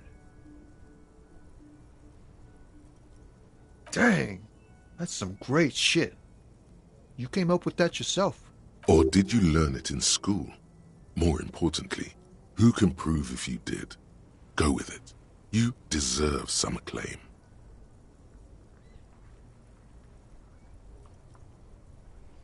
No matter. It's a fine stanza. You're not so bad after all, for a cop. They're more often into fists than rhymes, see? Let alone honesty in verse. In a small office behind the old military hospital, hunched under the green glow of his desk light, Officer Hans Blau browses through a test print of his Futurist magazine. It's called The Futurist. The typeface on the header is too small.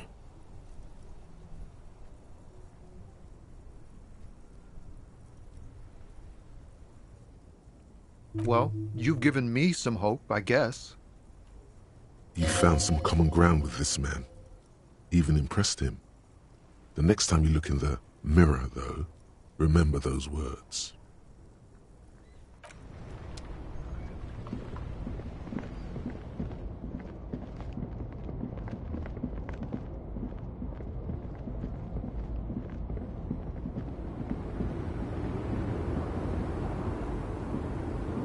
woman still has her eyes fixed. If you want her attention, you may need to be more forceful. Where am I? Who are you? The smile on her face has disappeared, replaced by the weary aspect of a cornered beast. Never mind. I remember now. I'm still stuck in that traffic jam in the 50s.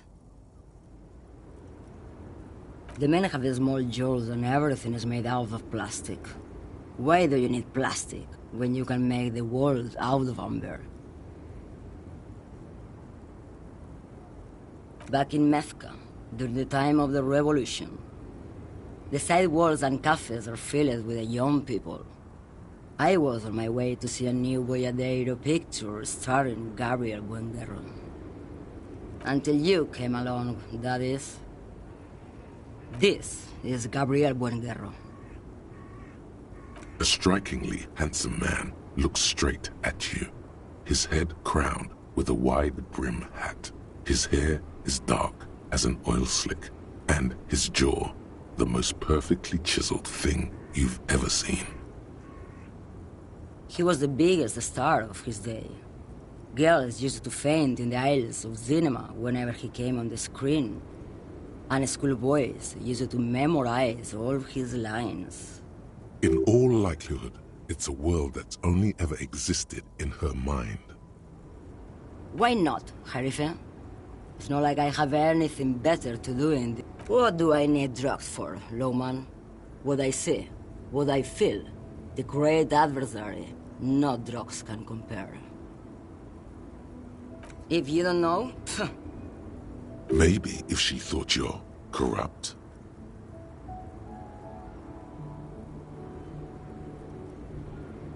Who the fuck is Irad? Ah, and what do I care about the union boss? He's no Gabriel, he's no Franco Negro. He's not even Hermenegildo the Hunt. Maybe, probably not. Makes no difference to me either way. Just this month I made half a dozen trips from Saramiriza to Grat, on the U41A. What do you think they take from Saramiriza to Grat, Lowman?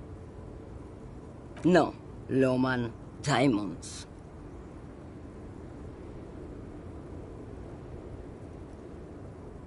Easy is the skinny man who thinks he's a poet. Never trust a poet. Also, he's the only one I can see from here. That's correct. There is no visibility of any of the others. Where do you want me to go? This isn't so bad. I can listen to music, or the seagulls. Look at all the colors and the futures of this world. It's a good palate cleanser, this jamboree. Or I can just relax and let my mind carry me back where it will, to the Great Plains. I think we're done here, no? Yes, go.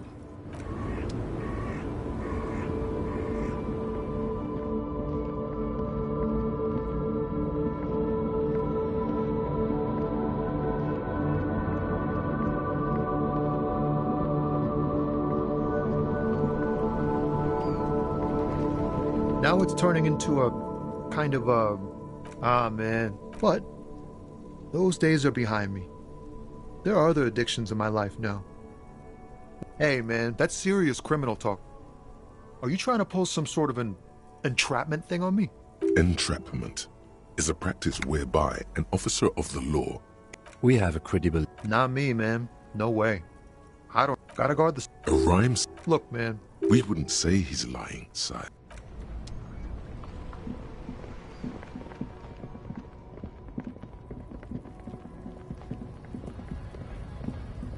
Looking for something? You could push him by asking him to show you the soles of his boots. He definitely looks like someone capable of a lynching. Drugs? They're shit, man.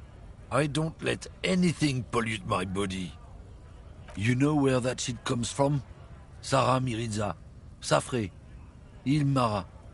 They take the money from our local junkies here and then use it to outcompete us in the manufacturing sector. They know they can't beat us in a fair fight, so they have to get us to weaken ourselves somehow. It's racial sabotage. Racial economic sabotage. I don't go for that foreign piss. Proper booze is made in Mundi. Or sometimes, I like a dram of that Yugograd vodka. Koikos and worse much, but they do no booze. Not in, not out. I'll never betray the purity of my tribe. So you're telling us that you don't know anything about drug smuggling through Terminal B? I don't know shit. And if I did, I wouldn't tell you. What do you think? I can't leave the lorry unguarded. Stuff's been getting looted lately. It's those little kips sneaking around at night. If they touch my stuff, the bosses will be on my ass like ass cancer. There was a bunch of spilled boxes in the back of a big lorry nearby. Yeah, I knew that guy. He was an honest driver who loved this country. We were having a good debate about genetics at the Wheeling in Rags, when some kip boys smashed his lock and took damn near everything. Lost his fucking job over it. Since he left, I haven't had anyone to talk to. It's a fucking travesty, is what it is. Isn't it obvious? Fucking Sealang, that beady-eyed South Samaran. His little side business is a scam. I wouldn't be surprised if he was peddling drugs as well. He's a Samaran guy who likes to pretend he's some kind of businessman. Really, he's just selling his employer stuff. Stuff he stole after he broke the seals on his Humanox lorry. Just follow the smell. It smells like apricot and oil when you're nearby. Yes, yes. Where is he? Looks like I offended your partner there. Too bad. Sealang's usually a little bit south of here, near the canal. You can't miss him. Just watch yourselves. His tribe are natural liars. It's in their blood. He's your man, all right? 100%. I wouldn't be so sure about it. Not until we've heard what Sealang himself has to say. Guess so.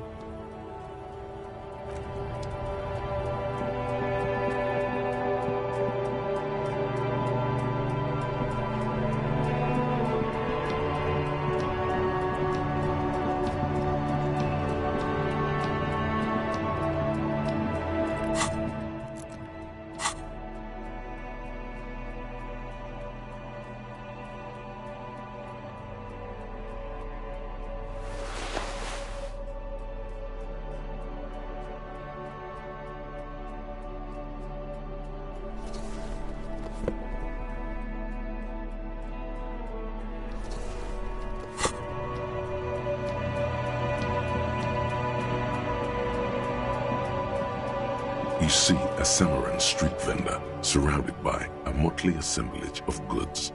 When he realizes you're looking at him, his face breaks into a wide, welcoming grin. The name Sealang is embroidered over his breast pocket. Happy shopping, officer! Everything's cool here. Everything's cool. The goods are cool, the customers are cool, the place is cool. And one more thing, officer. From out on the bay, a cool wind gathers. It sweeps into the city, tugging at the textiles hanging around the stand. Some distance away, the sound of a tin can clattering across the street can be heard. You're very cool. Bang, bang, bang, bang! You're right, officer. 100%. No playing around then.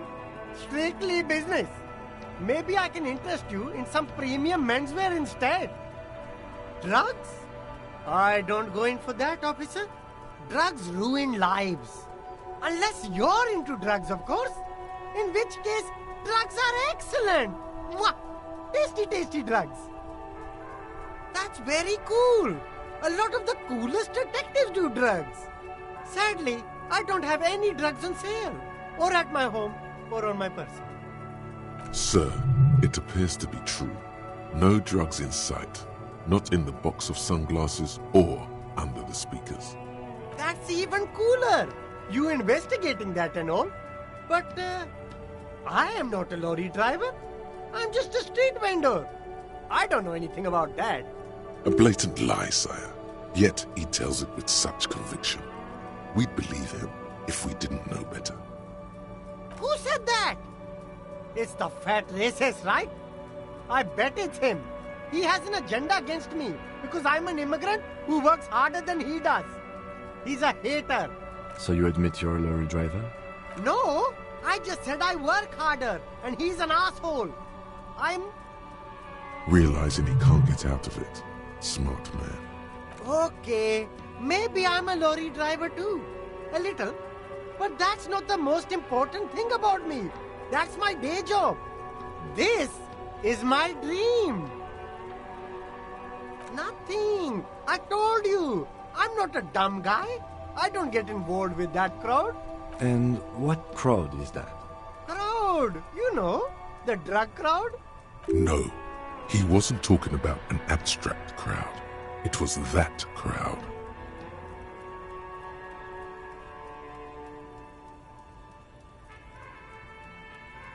Shush, please. There's bad people doing bad things here. That's all I know. Please, don't get me into this mess. I spent 15 years working my way up. Here we go. There's a tiny bit of truth on the table. Zoom in on it.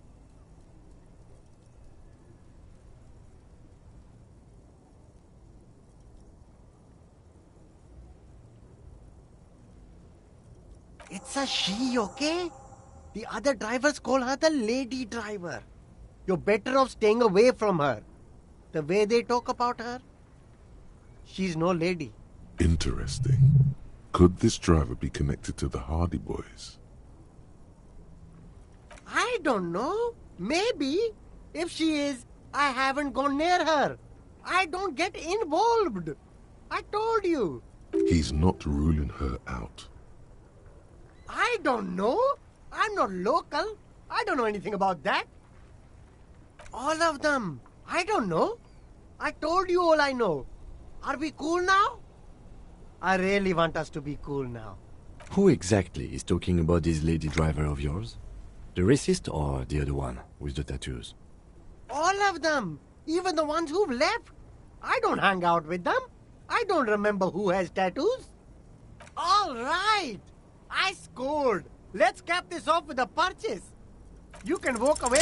Start with a little compliment, then work your way up from there. This is about business, remember. Oh, okay. But why, officer? After all this mess, the broken seals, lying to you, come on. An investment? What kind of investment? Or you could not make this about corruption and go with something even wilder.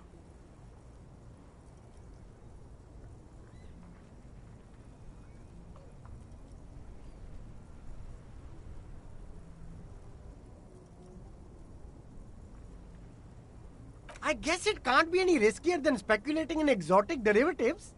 How much are we talking about here? But officer, I don't have that kind of money. There's got to be a more modest investment.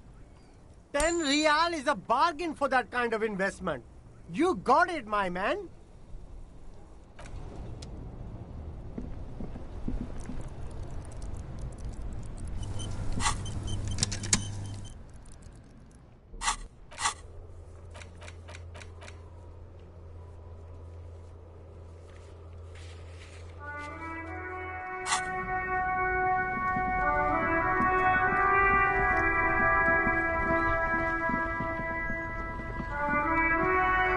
Now it's turning into a kind of a snow limbo, man. I don't want to talk about that.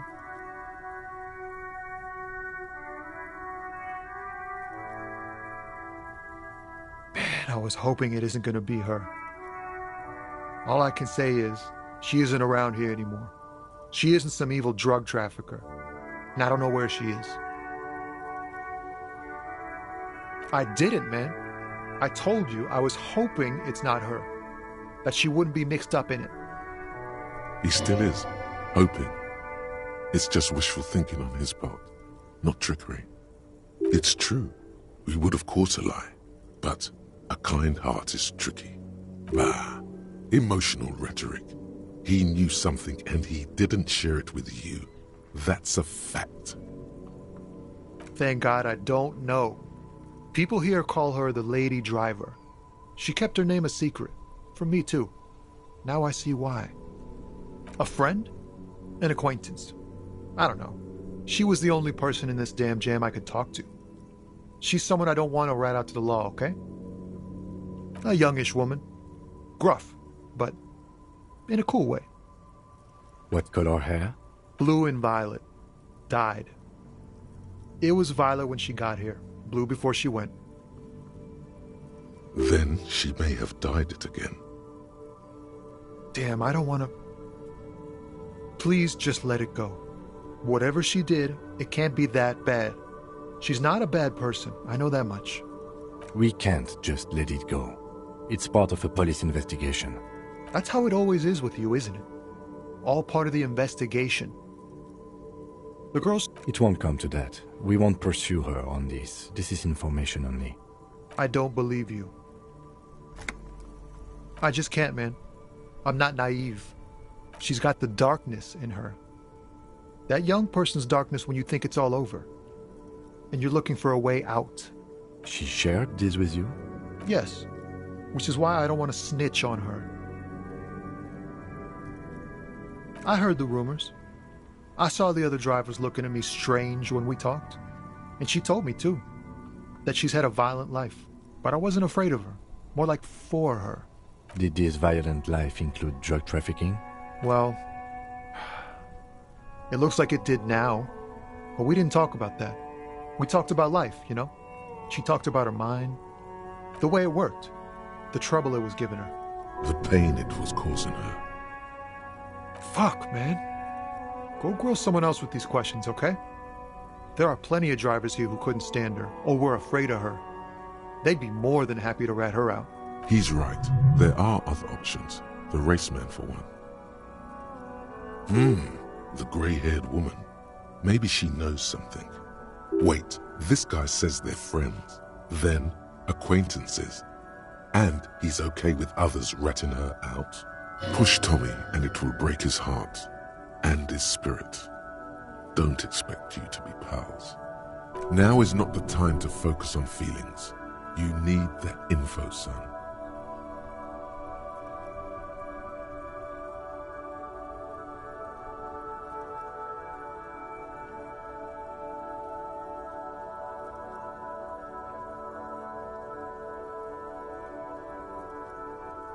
Fine. I don't want to be a butcher. And I don't want to be a knight either. I just want to be a person who can sleep at night. A little fame wouldn't hurt too. You're not going to put a bullet in your head if you blow it, are you? Because she's on the edge, man. I wouldn't be so sure, Tommy.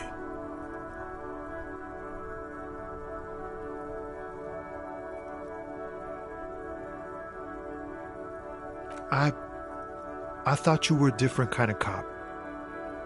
The realization that you've used his friendliness and goodwill for your own ends. Remember, you're doing it for the bigger investigation. This is important. Relax. Ask. Here. Her lorry's still here, down past the statue of Philippe. The cabin is green. You can get in there with these. That's all I know. When did she leave? Last Friday.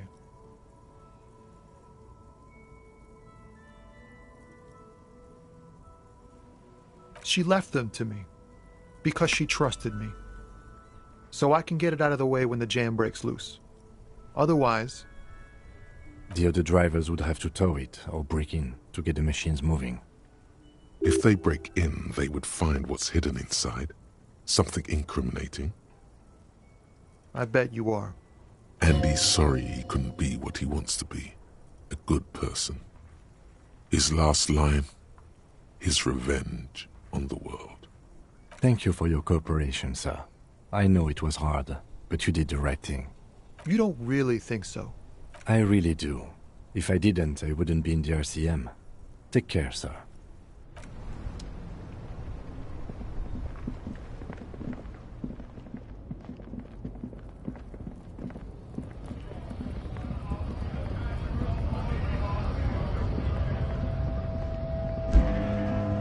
A lorry stuck in the traffic jam. The windows are clear.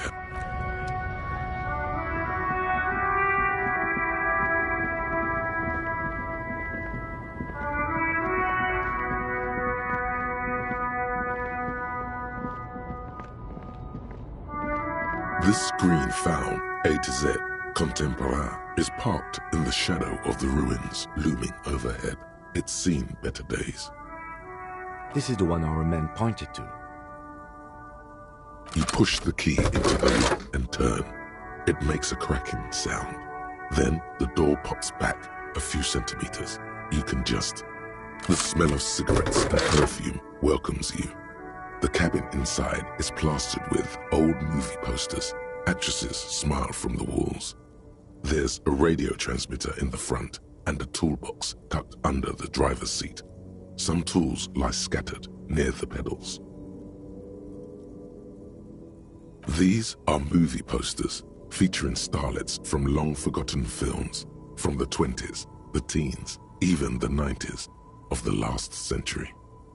One of them particularly catches your eye, a centerfold of an ingenue attached right above the back seat. There's definitely perfume in the air. It's spicy, with a hint of amberette, wafting through the bitter air of the cabin.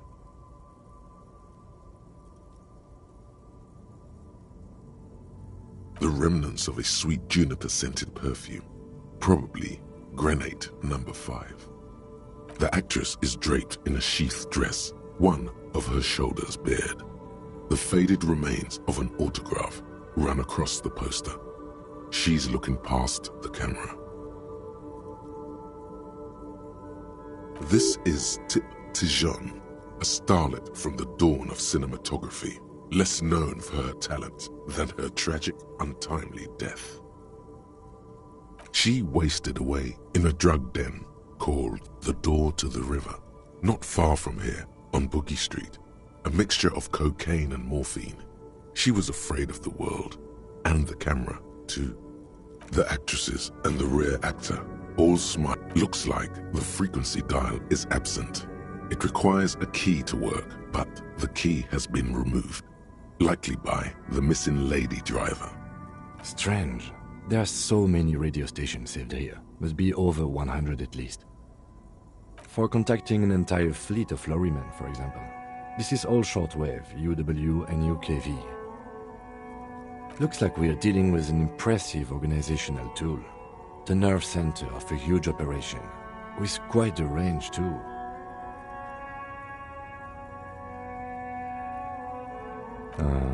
Doesn't look like it. It's completely inoperable without a dial key. The smell of 1,000 cigarettes. You wedge yourself under the steering wheel to get a better look. Seems like the few tools lying around here, a hammer, a pair of pliers, a rusty wrench, have been casually thrown there by the disorganized driver. But one odd detail does catch your eye. A piece of sandpaper has been glued to the throttle. Sandpaper adds extra grip. Sandpaper? A novel technique?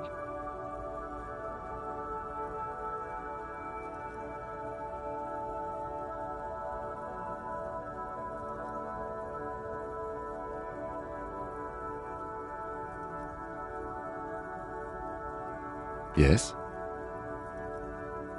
Do the honors, he thinks. Connect it yourself. Which means that the missing lady driver was present at the lynching. Looks like her, yes.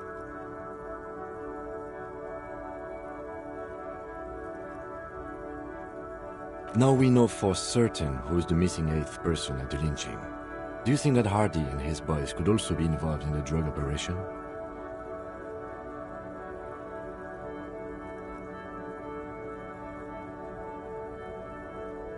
You're right. But we should still go and see what Titus has got to say on the matter. Are we finished with the lorry? The movie stars are still smiling from the wall. A metallic drawer slides out from the seat. It's empty, except for a folded newspaper.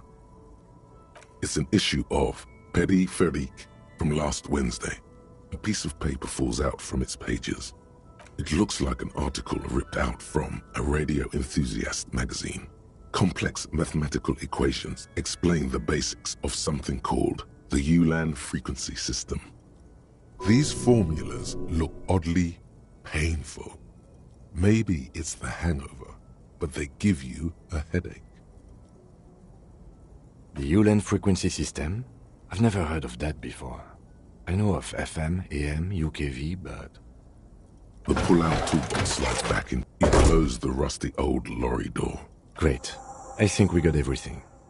A word, detective? Before we return to Joyce?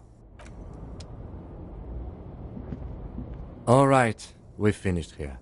Let's quickly debrief and go over what we found, so we don't do it in front of the company rep. Honestly, I'm quite worried by what we've seen so far. The evidence seems to point to a rather extensive and well-organized operation.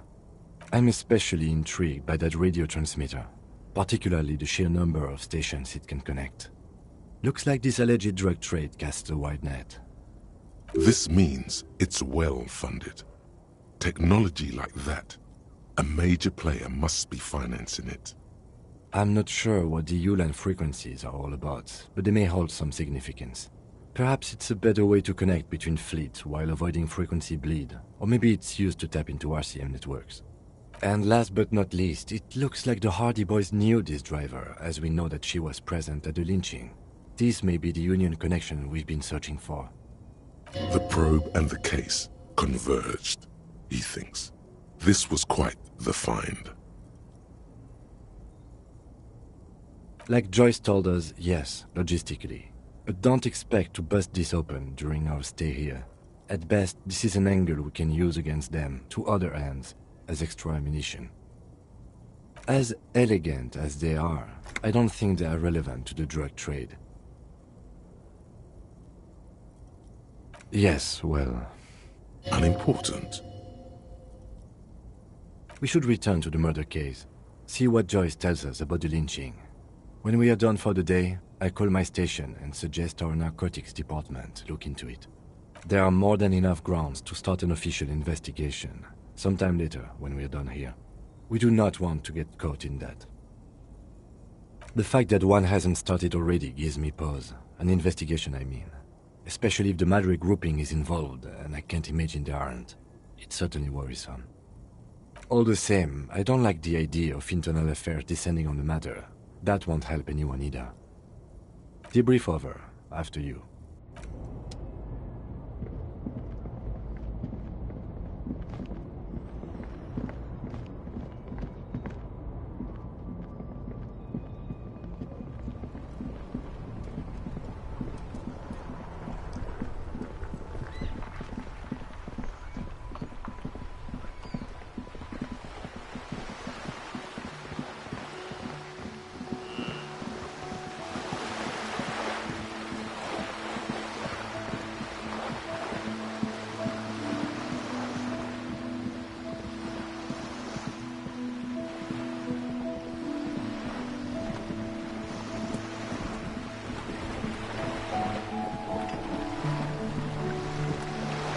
You're back. Good. Yes, my eyes on the harbour have sent word to that effect. What have you discovered? Yes. And... will you start an official investigation? The lieutenant is about to interject. Cut him off. This decision should be yours. If there is an investigation, it will be part of an ongoing operation, subject to confidentiality. I am sure you understand. Of course, detectives. In any case, you've held up your end of our arrangement. I trust you with the rest. Now it's my turn. I wouldn't normally break protocol like this, but the situation demands it.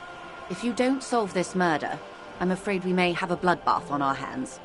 The words bloodbath sound cold in her mouth. They taste of iron and strawberries. I have an indirect role to play, I'm sad to say. My employer experienced a momentary lapse of faith in me. In that moment, they elected to deploy a private military contractor as an insurance measure. They called it my security detail. They were dispatched after I relayed the union's initial offer. Every worker... A member of the board. I tried to convince my employer it was simply a piece of rhetoric, or a joke. They did not appreciate the humor. Absolutely not. These mercenaries are muscle, pure and simple. They are meant to intimidate the Union into surrendering. Who are they, exactly? Crenel, an Oranese military company. As far as I know, 3 arrived in Martinez. They report to me sporadically, but they do not answer to me. To be frank, our relationship is deteriorating. They wear ceramic armor, have semi-automatic weapons, and years of combat experience. They also have trauma and stressor disorder, and no idea how to conduct themselves in an urban civilian environment. So, what happened? The story is, one of them, the colonel, I don't know his real name, sexually assaulted a local woman while he was drunk and separated from his unit. This allowed some of the more militant Union members to subdue him. He was taken out behind the whirling in rags and lynched last Sunday night. Nothing. Mr. Clare refuses to let me into the harbour. I have not been able to discuss this matter with anyone there. The remaining 2 Crenel contractors carry out their orders, for now. It's a smokescreen. In secret, they are conducting an independent military tribunal into the lynching. Once this investigation is concluded, executions will follow. What is the nature of this so-called investigation? Whether to execute one, some, or all of the Union militants. It was the Union who strung him from that tree. My hope is that you provide a single concrete suspect before Crenel indiscriminately pick theirs. Simply put, if you don't pin this on someone good, and do it fast, they will identify and execute everyone present at the lynching. This in turn will force the Union to respond. They would have to project strength and power. The Débardeurs have over 2,000 men. It will be 1,000 to 1. Have you ever seen a hornet invade a beehive, Lieutenant? It's not pretty. The Seraï's giant hornet, the world's 2nd largest insect, can kill 40 honeybees a minute, while a group of 30 can decimate an entire hive of 20,000 bees in less than 4 hours. These men work in tandem using semi- and fully automatic firearms. Their armor is virtually impenetrable to muzzle-loaded weapons, even yours. Most Union workers don't have guns at all. As I said, a bloodbath.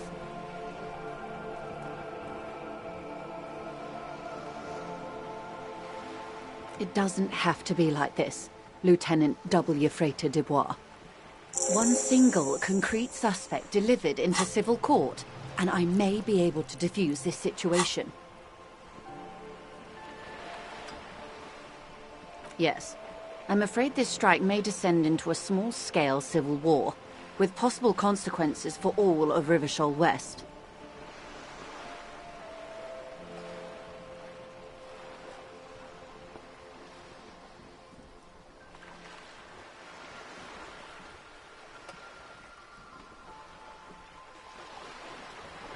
Since you are sharing, ma'am, this is also the RCM's worst-case scenario. Then we're on the same page, as grim as it may be. Not much. Their public resume is relatively good, as far as private military contractors go. I believe they were once called Downwell. They boast a long list of clients: Saint-Baptiste, Welchman-Lorenz, Eintracht. A warning sign, however. The operations concerned all take place in 3rd or 4th world countries. Guarding facilities, escort missions and such. Meaning they're used to operating in war zones. Yes. All the good conflict corridors, Supramundi, Yesut, the Seminese Islands, countries that don't have a good record reporting atrocious military conduct on their soil. Sadly, no. Before this happened, I had little interest in them. Now that I do, I don't have the resources. If you still have access to the ICP's database, you could run a better background check than I ever could. It may take some time, though. The International Collaboration Police, ICP, is charged with coordinating law enforcement activities in complex, multinational investigations. Their database is the single largest source of information in the world. Do you know a lot about the inner workings of the RCM and the ICP, ma'am? In my line of work, it pays to do your research. I was prepared to deal with the RCM.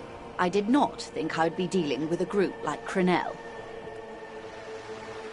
I have, and they will. However, these orders take time to reach what is basically a rogue unit out in the field here. Until they do, it's all on us. She's being truthful. She is pressing them as hard as she can. Or he didn't. This is information passed on to me from some teenagers loitering around the canal. I cannot testify by it. The remaining contractors, their tribunal, it's what they believe. That the man was killed because he assaulted a local woman. I've asked around a bit. This seems to be the accepted story around Martinez. The lieutenant consults his notebook, his eyebrows knitted in concentration. Odd. We haven't heard any reports about an assault in connection with the lynching. Where did it take place? And when? Last Sunday night, at the Whirling in Rags, the hostel by the gates. Supposedly, the colonel was drunk, maybe on narcotics too. Either way, he's alleged to have sexually assaulted a woman. Sometime later, a group of dock workers got their hands on him.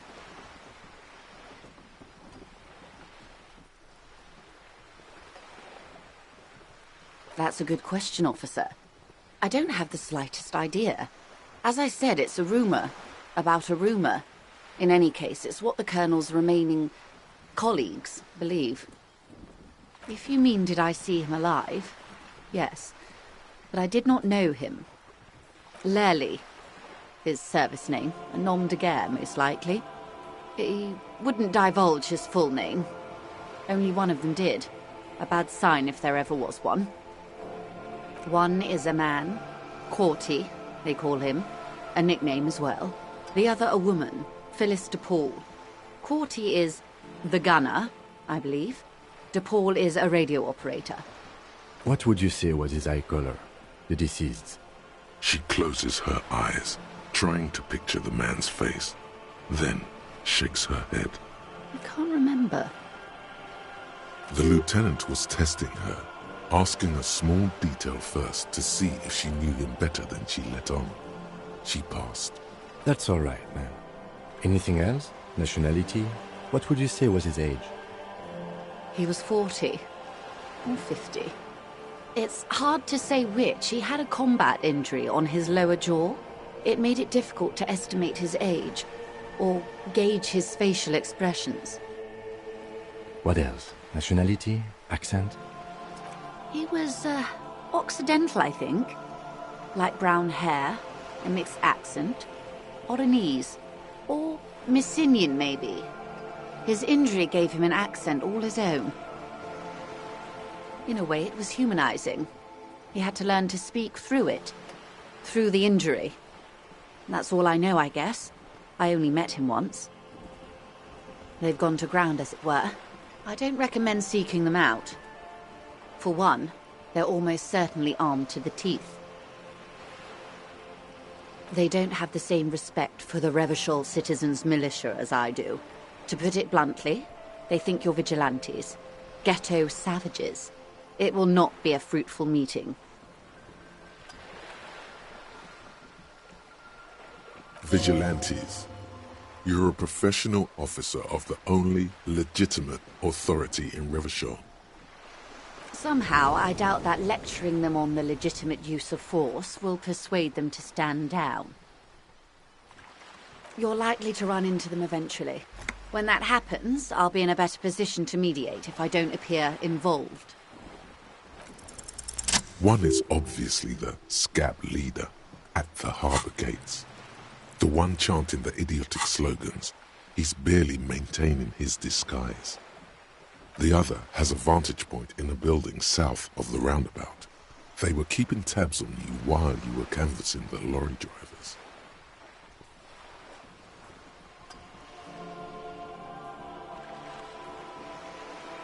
That may be so. I still hope you heed my advice. There's no need to kick the hornet's nest. For all your talk of averting this catastrophe, the situation at the gate is a powder keg. Does this not bother you? Of course it bothers me, Lieutenant. But my hands are tied. How would my employer react if it appeared I were intervening on behalf of the Union? Your concern may be appearances. Ours is keeping the peace. That would afford a good vantage point. In any case, it's practically inaccessible. Where is your radio for contacting them, if I may ask? Do you have an earpiece? Heavens no. I'm not an undercover agent. There's a short wave at the ship's wheel. I hope I can answer it better. Until the executions start? Truthfully, I don't know. It depends on their progress identifying the members of the lynch mob, and their impatience. They don't report their progress to you? Not on this matter. I'm afraid they consider this a personal initiative. It's a matter of days, not weeks. I am sorry to have been the bearer of bad news.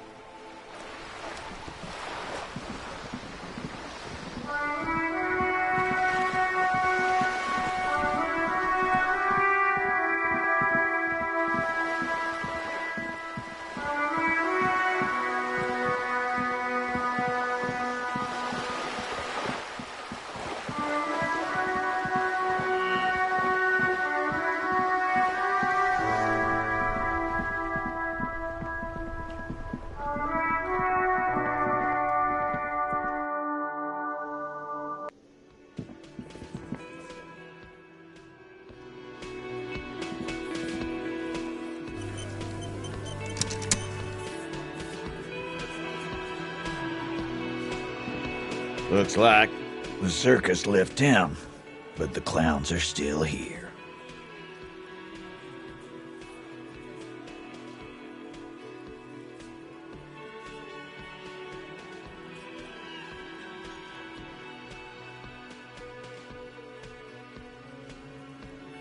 Yeah, by friends, you mean his squad mates from Crenell.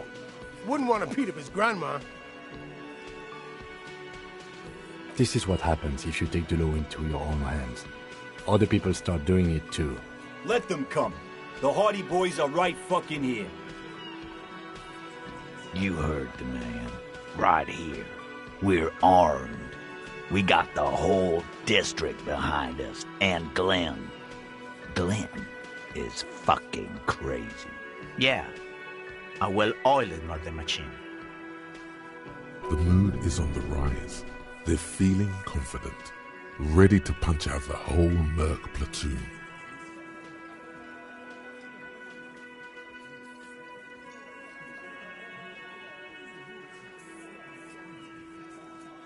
We got weapons of our own. We got Ister 50s, Zeelagers. Glenn's got a knock cannon at home. I guess we're gonna see, aren't we? That was an unsure phrasing. Right about what? That a 50 caliber bullet goes through shit? Yeah, I am. So are the local gangs. The fucking Barmy Army and the Madre scum. You've been out there. Seen any around? Yeah. Where are they now, huh? Sent back to Madre in an airtight cargo crate.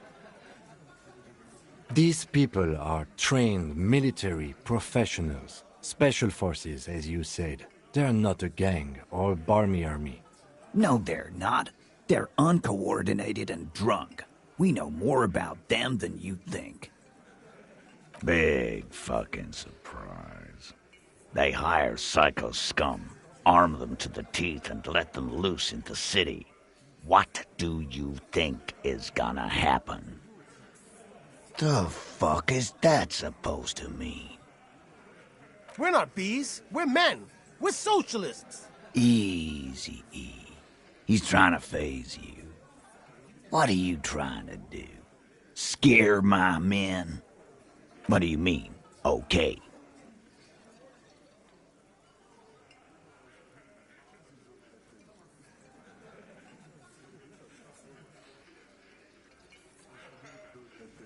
No, they won't. Get out of here with your negative energy. He really doesn't like you ruffling their feathers like that, on what might be the eve of battle. All he means is that the situation is serious. No wonder you cops get shot to shit every day. Can't go to war with an attitude like that.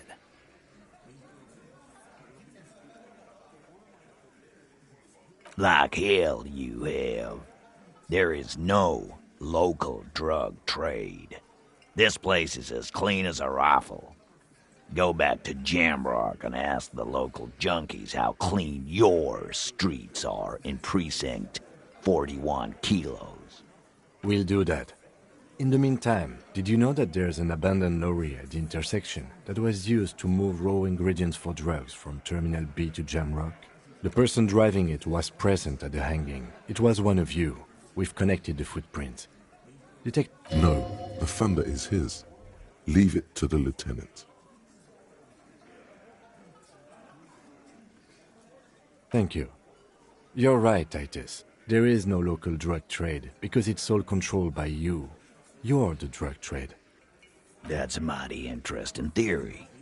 I guess that's what you would need to do, theoretically. A big, strong, state-run monopoly would outcompete the runts on the street. Yeah, man.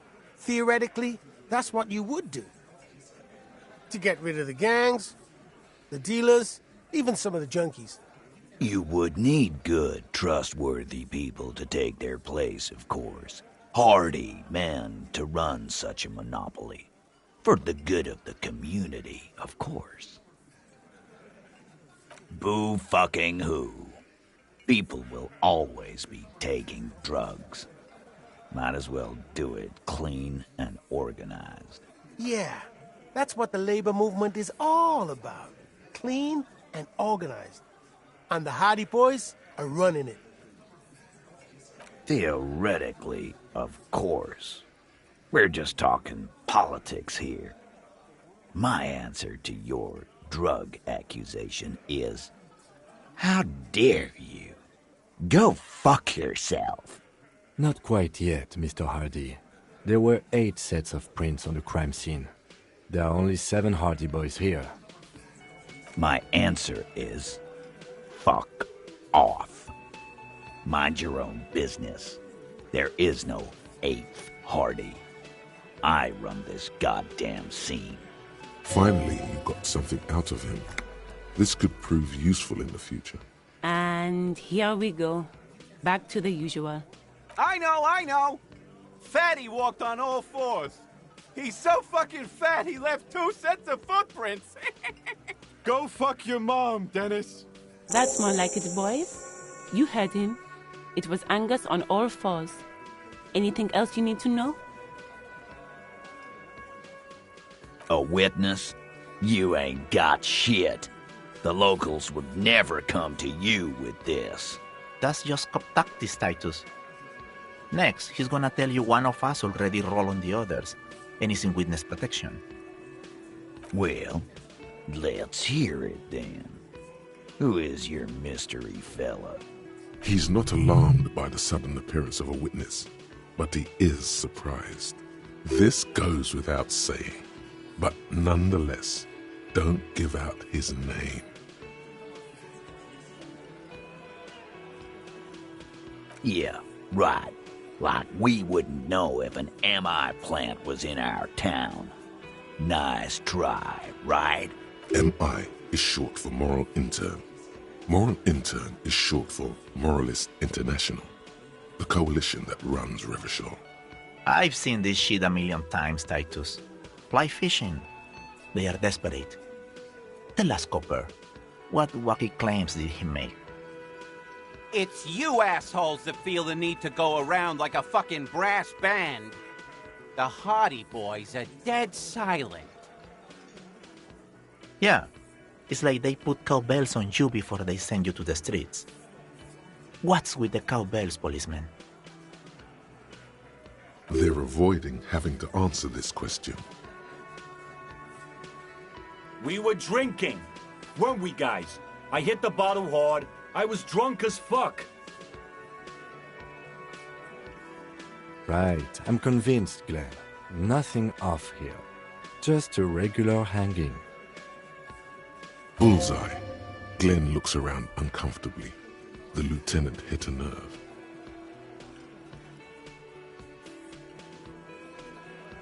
Arab guy?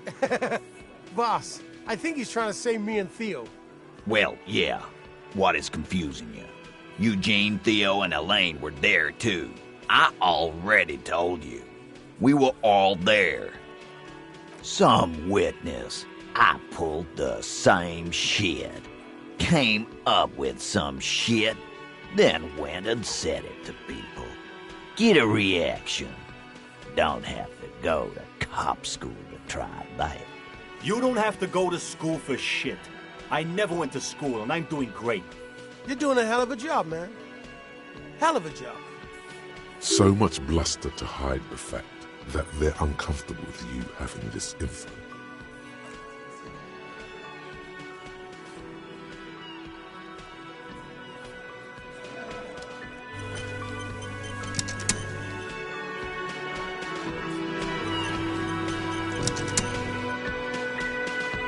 It's you again. What is it?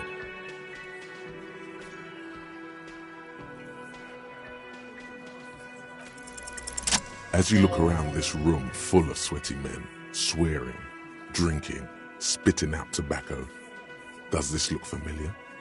You believe the place was called Precinct 41. It was also filled with, almost exclusively, men, sitting on desks, talking shit and wasting time. Huh?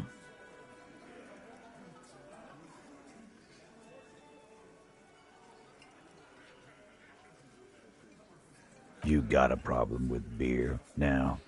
Not quite there yet. Push on.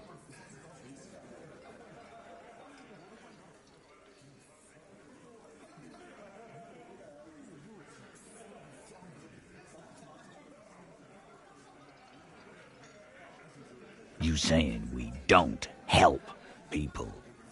I've been doing this job for 10 years. Martinez was a dump before we put this outfit together. They don't know, man. They weren't here. We had 3 shootings a week, kids dead, fucking graffito everywhere. You cops haven't shown up since the 30s. Congratulations on the graffiti removal. All I see is you sitting around talking about Monica's titties while there's a rape victim. So what? What do you want from me? We took care of that fuck. Don't let him drink that. One more push. Quick. Just don't antagonize him. You have this already.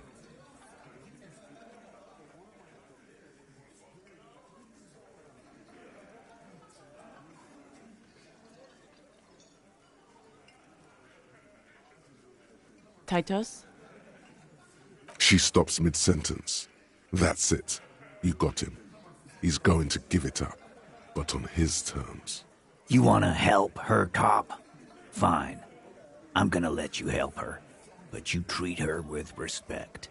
If you don't, if you question her, harass her, a freight train of pain, buddy. What is her name? Claudia. I'm on due. She's staying here at the Whirling in Rags, a real pretty one. Silvery jumpsuit, blonde. That's Amonju, with an O-U. Shit. The girl upstairs? That can't be her. She knows you drank so hard you forgot you were a cop.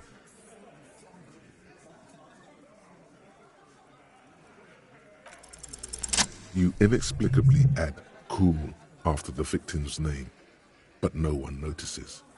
Your spine is too damn straight. None of these people would ever suspect you've met her. Whatever you do not tell him you know her. That would sound off. Calm. Normal. Try to forget this little hiccup. He did it before we killed him. He's not gonna do it again. So what does it matter? It would help if we establish a timeline. All right. 2 weeks, maybe? I don't know. I need another beer. Here you go, boss. I know her. How well do you know her? A small twitch in the corner of Kim's mouth. He has a hunch about what knowing means. Well enough, Copper. We party. She's been here for a few months.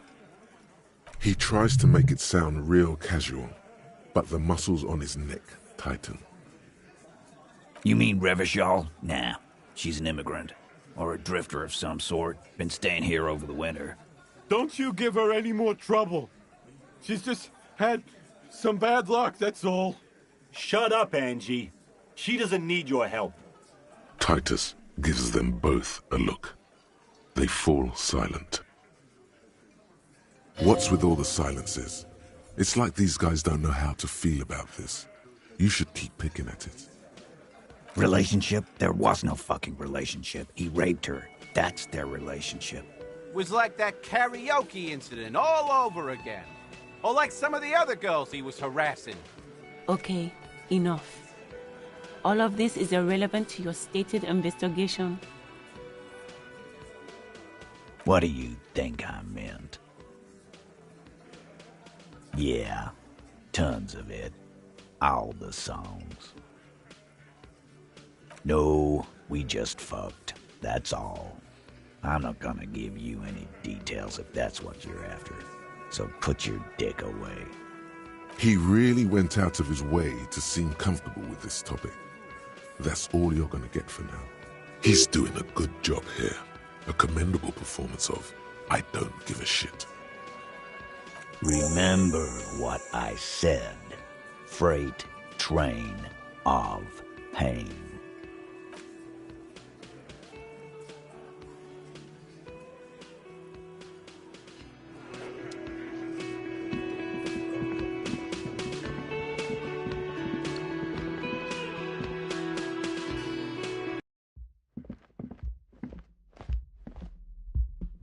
The door is closed. Who is it? Tired. Controlled. This is the police. Can we come in? Come on up. The door is open. Sounds like it's coming from upstairs somewhere. You could snoop around before going up.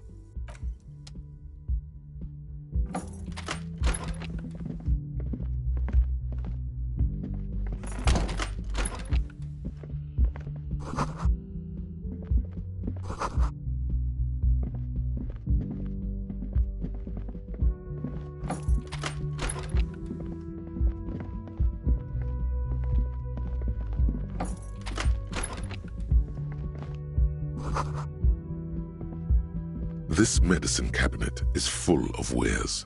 Sheets of pills, haphazardly stacked, one on top of the other. There's also a toothbrush somewhere in there. It's been used quite a lot. Pharmaceuticals line the shelves, sheet upon sheet of pill bottle next to pill bottle. Acetylic acid, APAP, eye drops, blood thinners. Anything of note? Pill bottles rattle like bones as you search the cabinet. Paracetamol, histoperidol, something in a foreign language you can't read. Behind them, an unusually shaped nasal spray. Its label reads, Nacra. Nacra? This is used to treat opioid overdoses. Always handy to have around. Interesting. That's used for diamorphine overdoses. Among some foreign, probably Messinian or Gottwaldian, marked red blister packs you find. What do you find? This is going to take a little know-how. A bright orange bottle with Preptide stamped on it, in sunny, happy letters. Jackpot, baby. That's the stuff you're looking for. Your palms begin to sweat just holding that little plastic container. It's speed, man. Just what you were looking for. They call it dextroamphetamine and talk about psychological disorders. But what we're seeing here is some scientifically advanced trucker speed. Preptide, a euphemism for pharmaceutical amphetamine. Prescription speed. The fuck are you waiting for? Let's get super fucking preppy.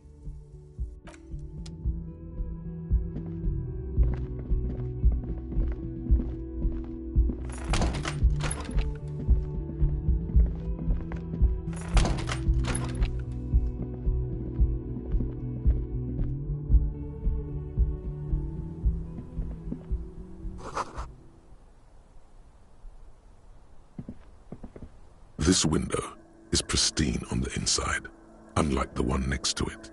Light from the desk lamp reflects off the glass in an untarnished golden halo, smooth as ice. There are spots of mud and rain on the outside, even smudges. But the surface of the window is clear from the inside. No chips, no hairline fractures. Following your lead, the lieutenant leans in closer to inspect the surface. Looks like it, yes.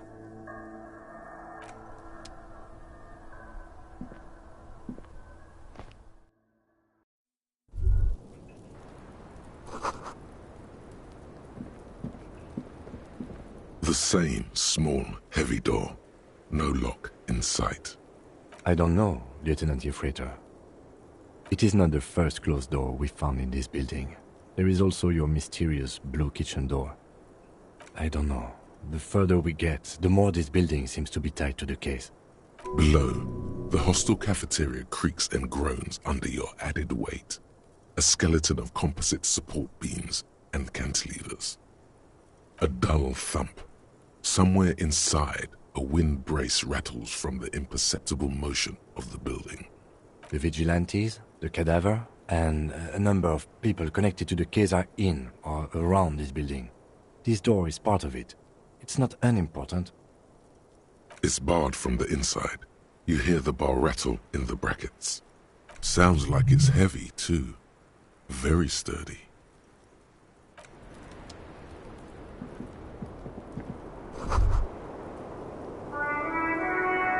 Just as you look at the flowers, a gust of wind raises them from the roof, picking them up in the air.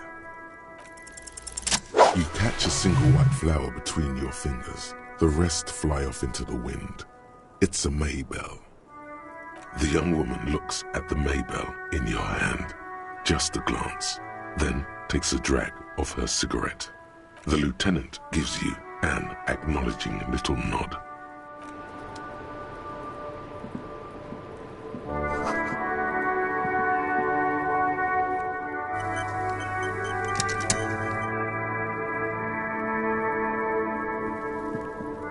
Welcome to the roof. Her hair is still slick from the shower. Below her silvery jumpsuit, an athletic young body, built long and lean. I'm sorry for the mess down there. The cleaning lady hasn't come by in days. I'm beginning to wonder if she ever will. Nice. I don't know about that, officer.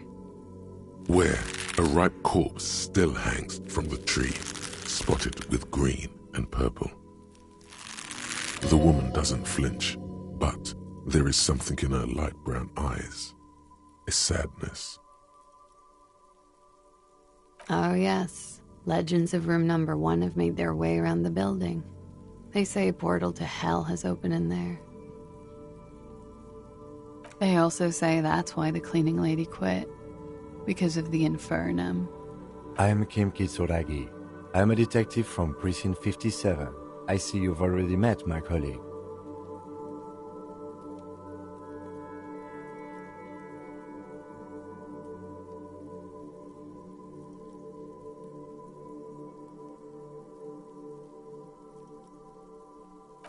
ever. Have you grown accustomed to your role as a police officer?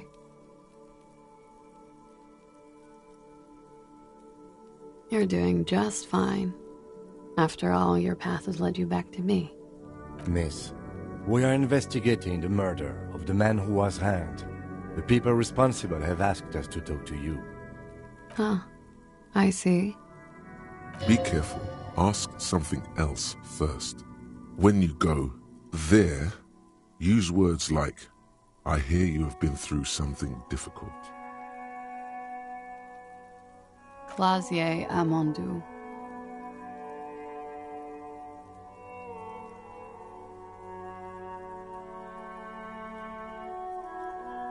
Vredefort, Republic of Oranje. A bad memory, officer. It's the past. People can't go back to the past. Thankfully, it's implied. I'm 28. I'm afraid you can't, officer. Why is that?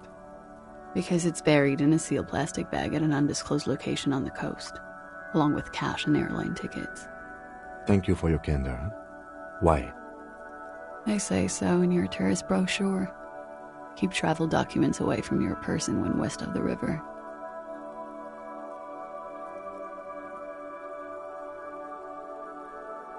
If I were to lie to you, I would come up with a more mainstream name than Clausier Mondu.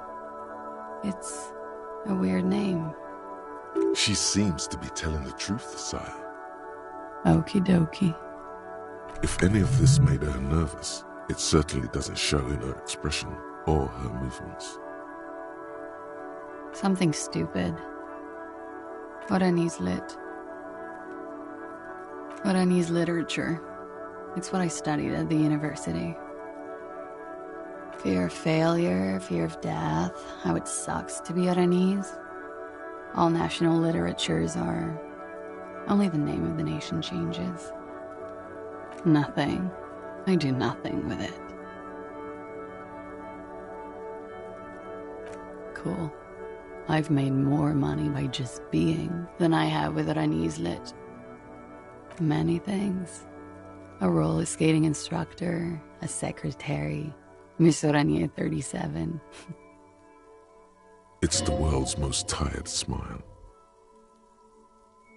The record. So official. Yeah, it's pretty deluxe. I'm wintering. How long have you been staying here? About 4 months. I came in November. Here in the Whirling, here in Martinez, or here in Revachol?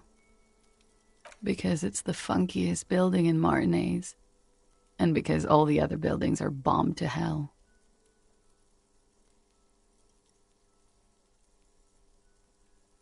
I have no idea, officer. It is. The lieutenant makes a note in his notebook. He finds the answer unsatisfying. Okay. Watching herself reflected in the bedroom window, tall and sparkling and draped in smoke. She looks at the dried petals in your palm, then lightly touches one with her fingernail. Chipped white polish covers the nail. It's long and sharp, like a mini dagger. The petal crumbles on contact. Pretty. Looks like a dried maybell. Is that the one you caught? Sambo style?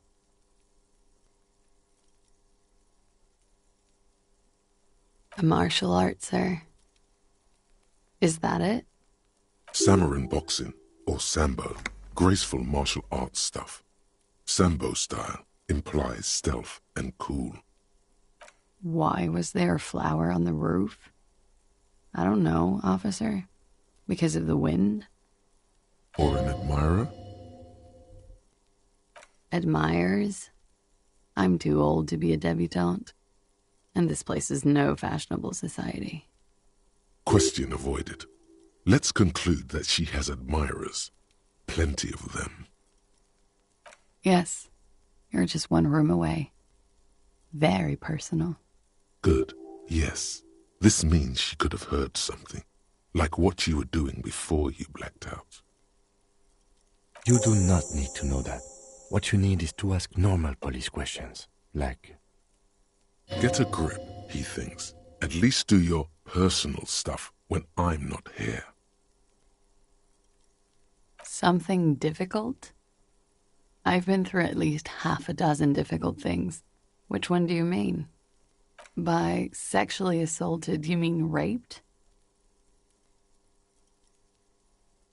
Yes. It's a bit early in the morning for raped, isn't it? She sounds positively buoyant, vivacious, totally unbothered. Is it? It is afternoon. Time flies, man. Yeah, I'm gonna go with not raped. I don't want to say that shit about him. By him, she must mean the victim. Tell them it's not my style. They'll have to, if they want to jazz up the charges, they'll have to get someone more, rapeable. It's all very organic. Her mannerisms, her movements. If she's acting, she's quite gifted. By they, she means the Hardy Boys. Are you saying that you were asked to tell us you were assaulted? Not explicitly, but I understood what they meant. It wouldn't hurt to spice things up a bit. Some assault and battery. Sexual assault, maybe. It was clear the latter would be spicier. Pretty much. Warming them. We partied.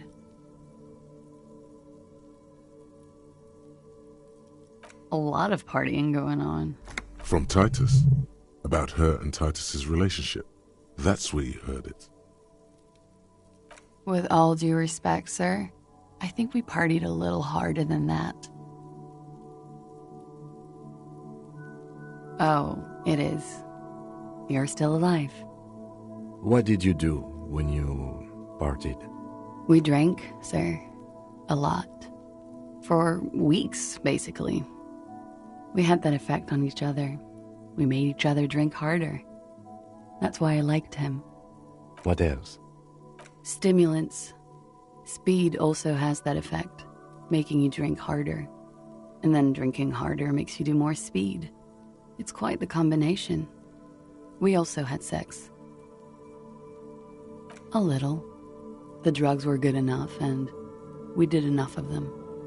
How did you two meet? Downstairs, at the bar. He was on some sort of assignment, a military man, as you probably know. Had a cool, scary scar. She appears aloof, but that scar part, the scary, is stressed and drawn out. What's that about? Apprehension? With longing. She misses him. When was this? A month ago? Something like that.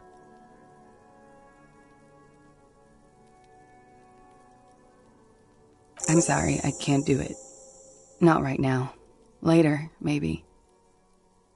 I keep seeing him. Like he is now.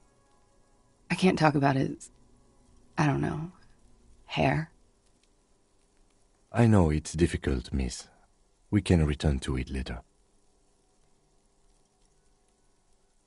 He had something to do with the strike. One has been roiling since I got here. Rotten timing. But you probably know all about it.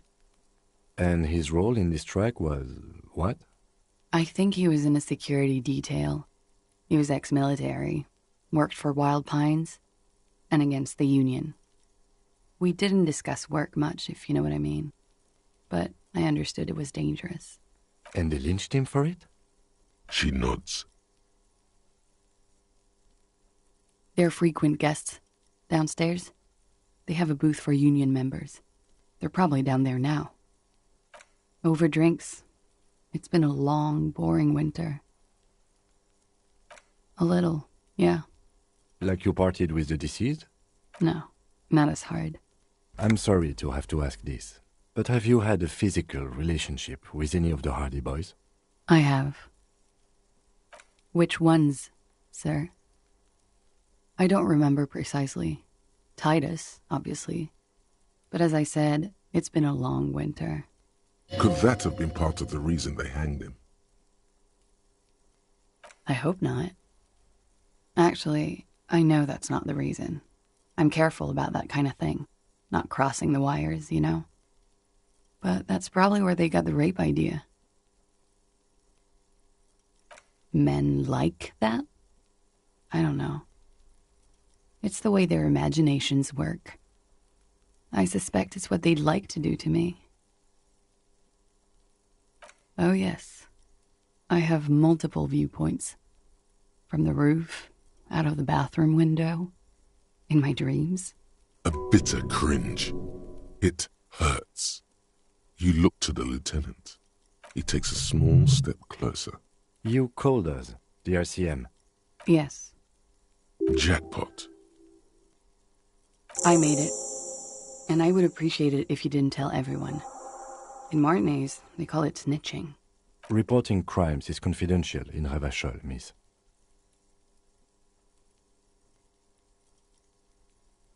Because I couldn't handle it anymore. None of these people called.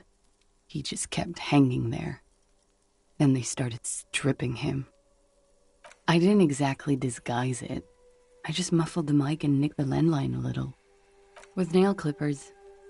And I diverted some radio fuzz into it. Into the cold wire. You were right to suspect there might be foul play involved with the broken phone line.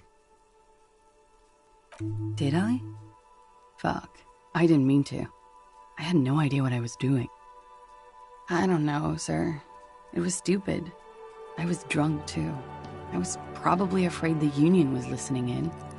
Locals say they have ears in the wires. We're not entirely convinced about that answer, but okay. Let it slide. Pushing won't help here. Thank you for making the call, miss. It was the right thing to do. I didn't want to, sir. And he's still hanging there. We will move the body to the morgue today, miss. Don't worry. She breathes a silvery sigh of relief and weariness. The air on the roof feels humid. Should we head by downstairs, officer?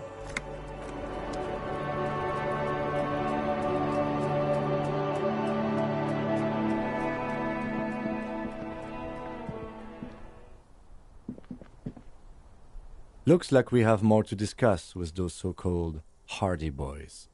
Half their reasoning just went out the window. Nothing will make them respect the RCM, but it will disrupt the game they prepared for us. We just stripped off one layer of whatever it is. Her decision to not corroborate their story was definitely not part of the plan. What else could she have done? Lie? She saw there was no way to lie and get away with it. You would have caught it. If not you, then me. It was a smart move from her. You think so? Being candid is the best way to lie. The appearance of candor with some facts thrown in draws attention away from whatever one chooses to omit. She may be trying to control the pace of the investigation. Anyway, we should move. I suspect our inquiries will bring us back here soon enough.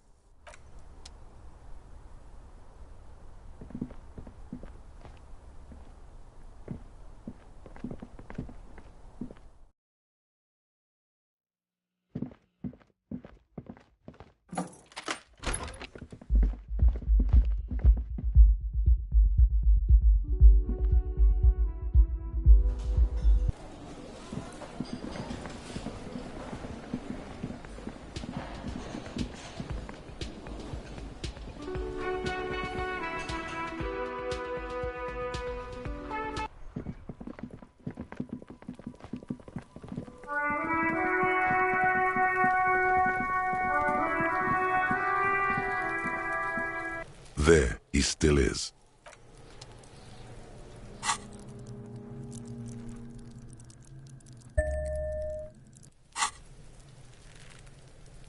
There he still is, looking.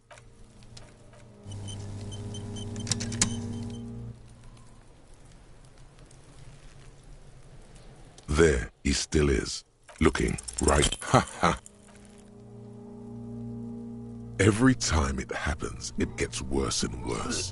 There's nothing more to throw up now. All that's left is crying and convulsing dryly at the same time. The lieutenant is clearly at a loss. Officer, you just need to be stronger. Learn to keep it in long enough for us to work. There's nothing else to do. You can open this white check again by going to your character sheet and spending a skill point. Relax. It's okay if you don't make it today. The bloated corpse isn't going anywhere.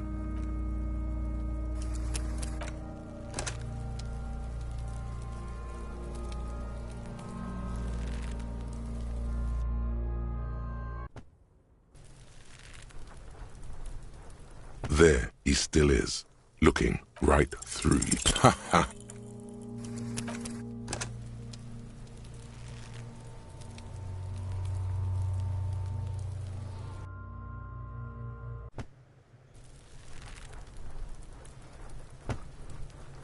There is.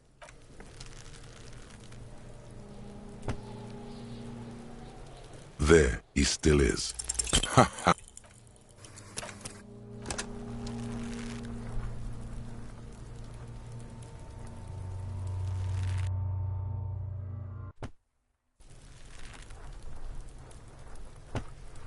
There he still is, looking. Ha!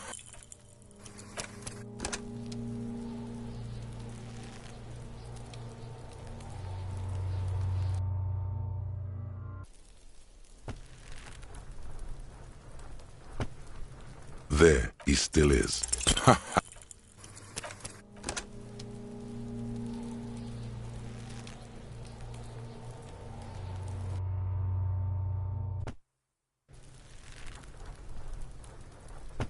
There he still is. As you breathe in, the odor comes over you. It's a spell of the mind telling you to run, and your stomach to wring itself empty. With your hands at your sides and your eyes squinting, you stand in it. The spell has no effect. You stand eye to eye with it, the odor washing through you. They do after 7 days, yes. We are deep in decomposition here. The man before you is naked, but for a pair of underpants and enameled boots. His skin is greenish, marbled with decaying veins, and blotched by lividity. A fading web of tattoos covers his chest and shoulders. The cargo belt used to fasten him to the branch above appears industrial in strength. The material appears to be ceramic. Its clean white stands in stark contrast to the decaying flesh above the knee. The man wore thick polymer socks, probably for padding. A fine array of interlocking plates covers them. Delicate and fragile, they feel alien to the world around you, out of place somehow. These are clearly not boots. They're armor, possibly part of a larger set. Indeed. Technically speaking, these are sabatons, not boots. Ceramic plate, zirconium dioxide, most likely. This is where the make would be. Under the heel, fair weather model T500 VE. I'm guessing that's vitreous enamel. This is advanced stuff. Piece by piece, he's been out here for 7 days. It would be odd if they didn't. We should keep a lookout for these pieces. The armor could yield information. This is one thing he might actually know. If you wear those pieces, it will help me protect your mortal coil. Yes, bullets will fly. They always do. And the coil is fleshy and mush and permeable. Cast it in ceramic shell. Resist death. The sabatons dangle off the man's decaying form, ageless and synthetic. It is. It's expensive. We've requested similar material for our tactical units for years now. The constabularies deemed it too costly. In that time, we've lost 6 men to semi-automatics. For a full set, about 4 years of wages. For the northwest region of Revachol, an officer's average yearly income is 5,500 rial, unadjusted for rank. Not too much, yes.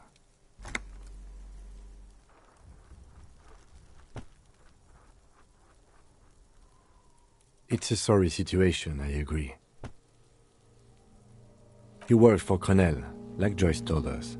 This is military equipment, provided by a wealthy security contractor, with state ties, way above what we have.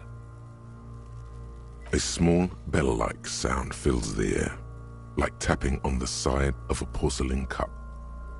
Suddenly your biceps coil up, your elbow is sharp and cocked for a punch.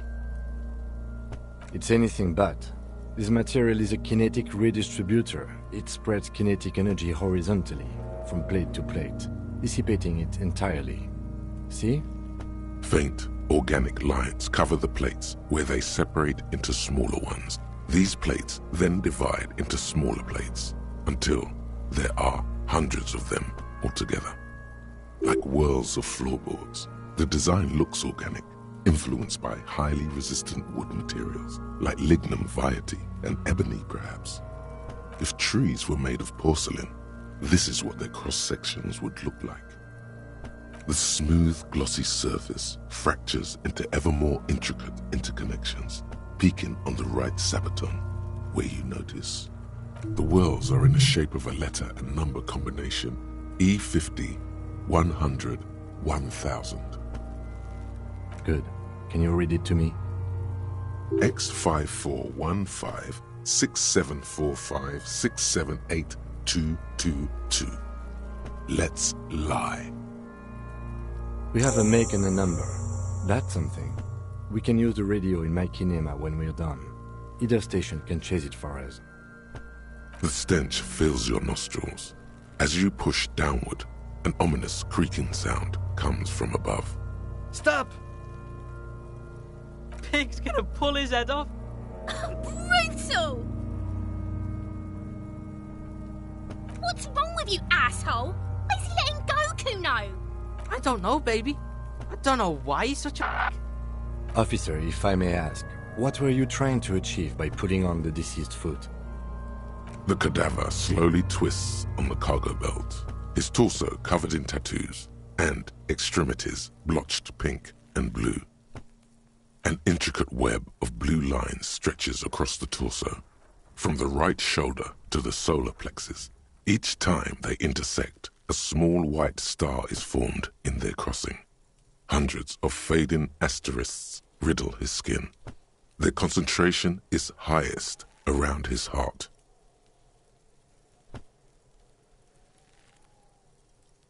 Of no nation that I know of. If anything, it reminds me of religious illumination, last or penultimate century. Men who live harsh lives often turn to innocentic worship. But which one? I see no trace of a humanoid figure. I agree. He wears a wide leather belt around his waist and a gun holster under his arm. He takes a thin piece of milled aluminium from his coat pocket and pulls it open. Sounds like a sword being unsheathed. A small lens appears. Some sort of camera. A Trigger Sunshine. Mini. Trigger is the world's leading manufacturer of intercommunication devices, primarily projectors. The camera before you looks familiar somehow. Shit, Kuno! What the fuck is that? An instant color camera. This is the first time he openly acknowledges the kid's existence. I have only 2 ampoules, so nobody move. I don't want to waste one. A sound, a shrill flash, followed by the breaking of a small ampoule of glass. You see streams of color pour onto the thick, glossy piece of paper, rolling out. In case we need it. Yes, it is pretty cool, isn't it? It contains insight to the victim's person. This was a man of physical violence. The story he wanted his body to tell was important to him. It is his letter, to us. Now, if you could find someone to decipher it. Sure, just don't lose it. The glassy-eyed corpse looks by, his mouth mute and his skin as colorful as the chemical rainbow on the photo paper, teeming with opportunistic organisms. The hangman's knot is pulled tight by the weight of the corpse below. Yellow, hard-edged polyester cuts into his neck. Above, a sliding buckle ties the belt to the branch. This is a steel-reinforced cargo lashing belt, big brother of the regular cargo belt. It's used for tying cargo under 6-rotor airships. Airlifting.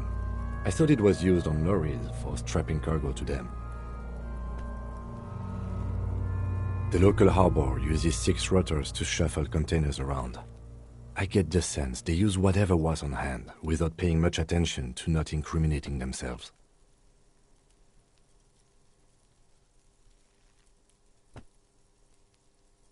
I was afraid it would be. Thin steel wiring, parallel strands. This makes getting him down more problematic than I had assumed. A noose is one of those things that's easier to use one way around.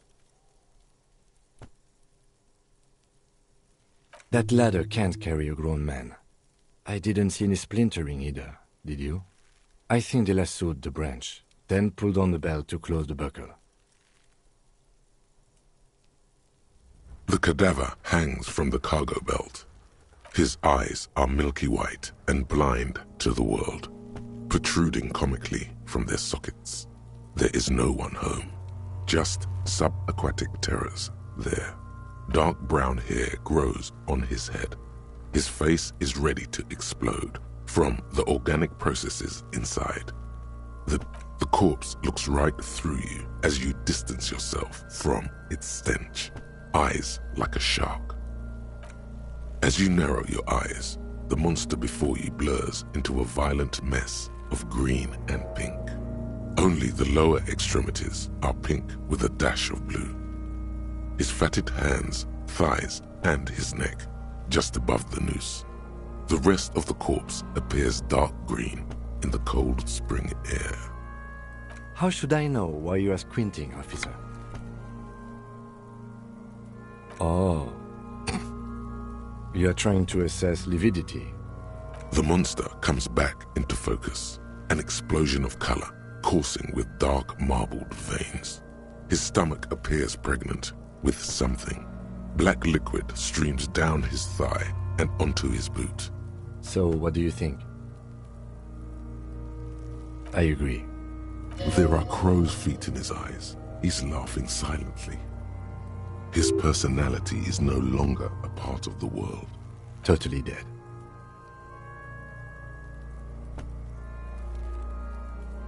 Dabba-doob-doob dead.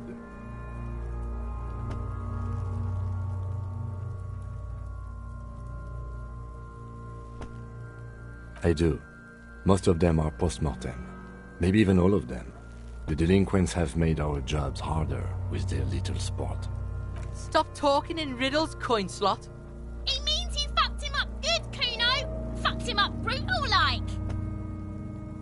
A pool of blood and feces has eaten into the frozen mud below the man's feet. Purge liquid is dripping into it, drop by drop.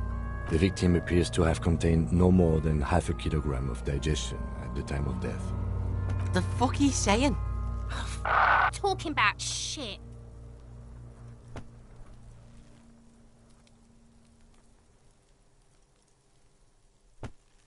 Did we? I don't feel lucky. I think he was upright immediately after death. Blood has gathered in his hands and feet, and his neck. The noose acted like a tourniquet, keeping the blood in his head. The hypostasis here is in tune with the hanging. That's what I think.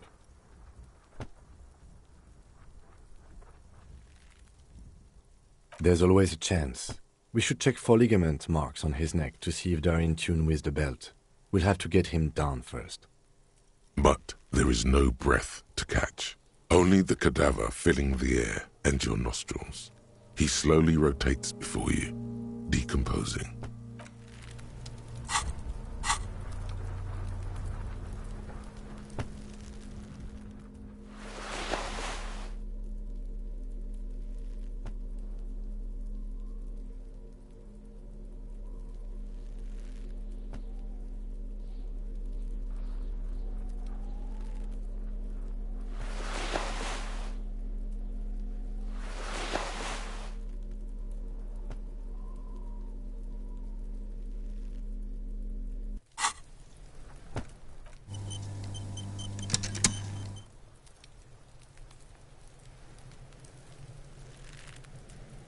The man before you is naked, but for a pair of...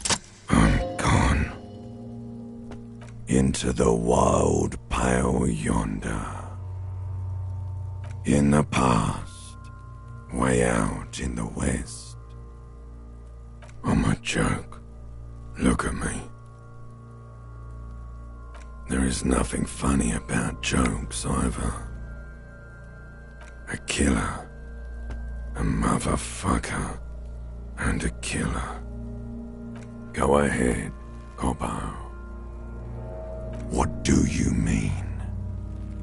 It's the power of your imagination.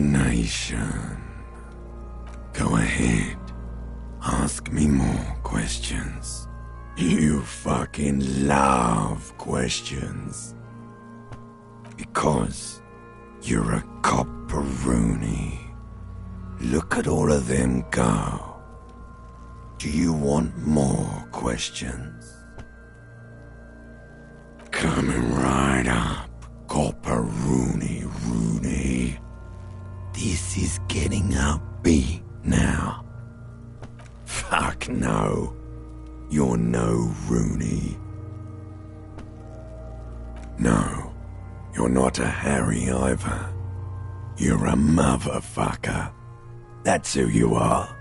Rooney the motherfucker. Because you have love did me in, Brother Coppo. It was love all along. Sure, Lobo.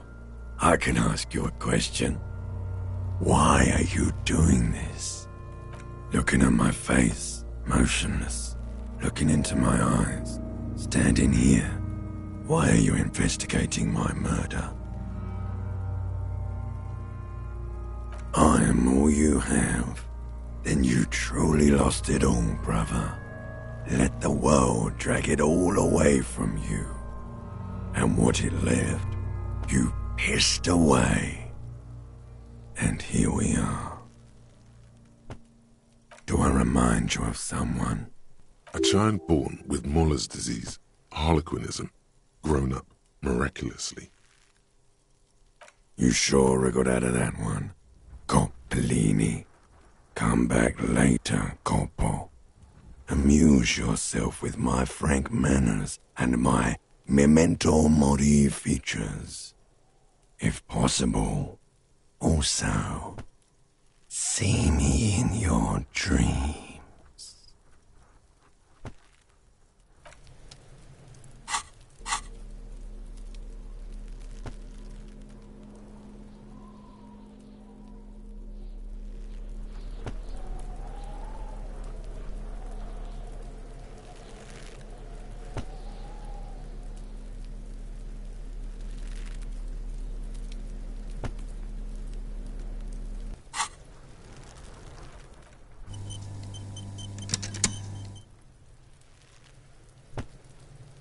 The man before you is naked, but... Are you sure we finished the preliminary examination of the cadaver? We might miss some of these things once he's done. The cadaver slowly twists on the... The steel-reinforced belt presents a unique challenge.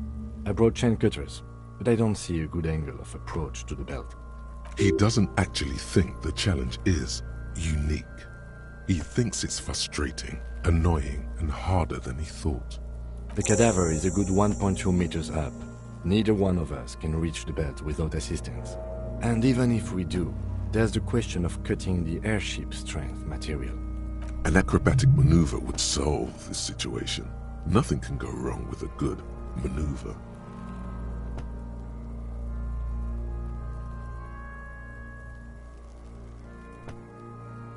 Yeah! Bang bang time, pig! Shoot his head off! How?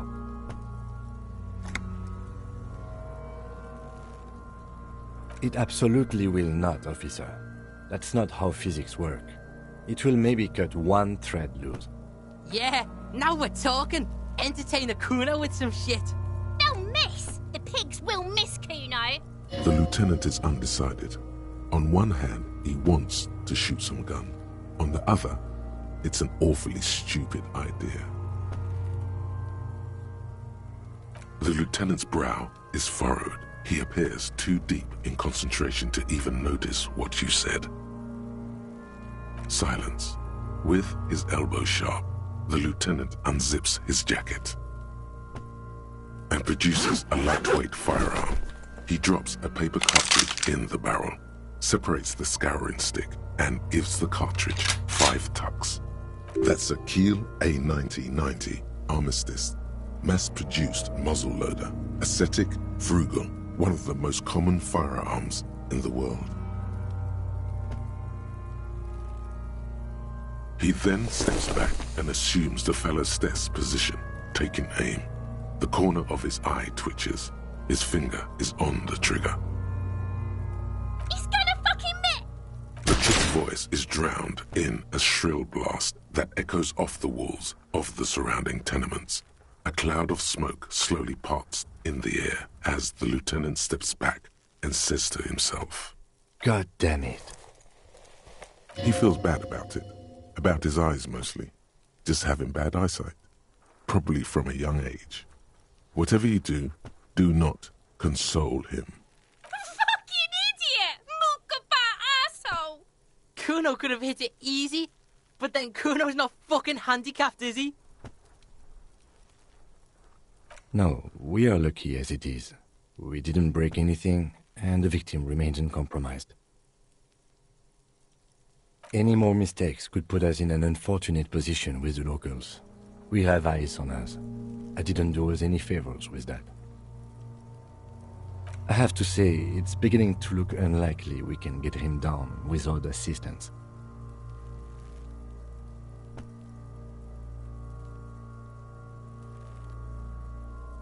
It's bad as it is, us shooting firearms like punks. Go ahead, I'm not stopping you. Just don't lose it. They only have one gun! This is the sorriest pair of pigs Kuno's ever seen. Yeah, take it, you fucking banani poika! Take it and shoot yourself in the mouth! The cold piece of bakelite and gunmetal is surprisingly light. Your fingers fit right through the guard, instinctively resting on the trigger. The fuck are you waiting for, Kuno? Tell him to shoot himself in the mouth! The buckle comes into focus in your sights. You stand with your feet planted firmly in the ground and your left hand supporting your gun arm. Why don't you just shoot yourself in your mouth? At least you won't miss. Your field of view narrows.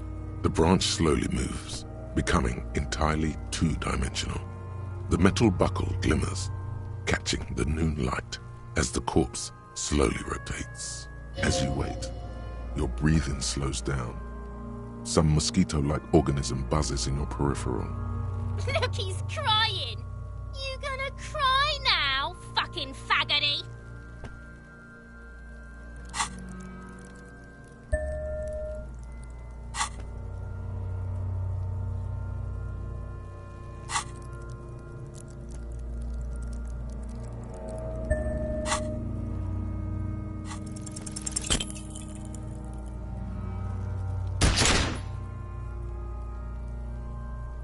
A plume of smoke erupts from the barrel.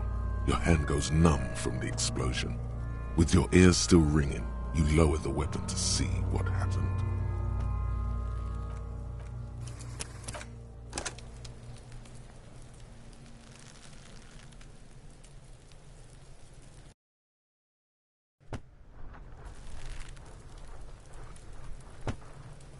The man before you is naked. Are you sure we finished the... He does... The cadaver. An acrobatic maneuver would solve this situation. Nothing can go wrong with a good... Yeah! How? Yeah. The lieutenant is undecided. On one hand... What else can we do?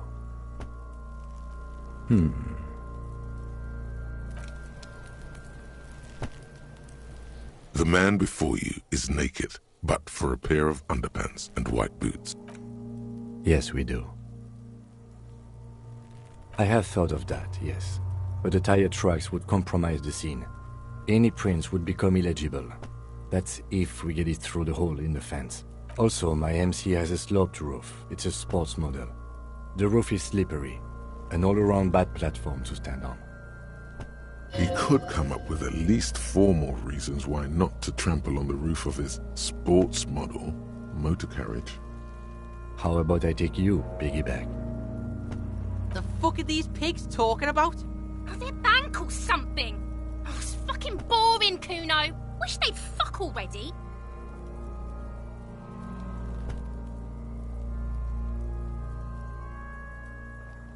I wasn't actually implying I would. I meant it's a bad idea. It's a fucking hilarious idea. You two puska... In silence, the lieutenant gives you a meaningful glance, as if to say, case in point.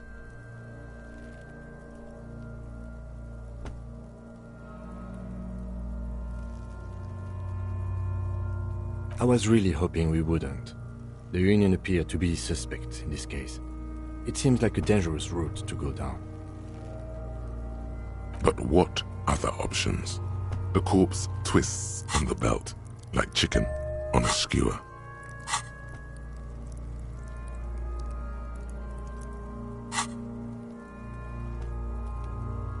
He... Oh yeah, do this shit! Fuck! The lieutenant's brow silent and produces a lightweight firearm. He drops a paper cartridge in the barrel, separates the scouring stick, and gives the cartridge 5. That's it. He then steps back and assumes the fellow's desk position, taking aim. The corner... The kid's voice is drowned in a shrill blast that... God damn it. A lot of... He feels bad. Kuno could have hit it easy, but then Kuno's not fucked. I have to... You know, you don't feel like too bad of a shot yourself. It's bad. Go ahead. This is the... Yeah, take it, you fucking banani boyka. The cold... The buckle. Why don't you just shoot yourself? Your feet as you wait. Look, he's crying. You gonna cry now, fucking faggoty?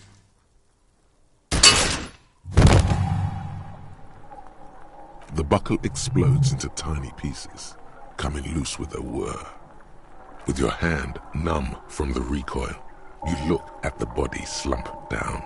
For a moment, the man appears to kneel in front of you, looking straight at you, helpless, trapped within itself. Communism.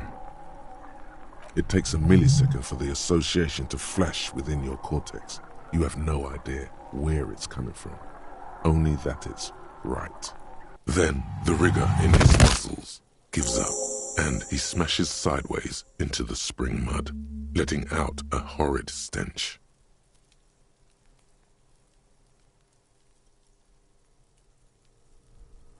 Ace is high. The Ace is High, a custom invented by the aerostatic brigades during the revolution, is used to celebrate success in Revachol, especially in sports. The gesture is spread across the world, despite the defeat of the revolutionaries themselves.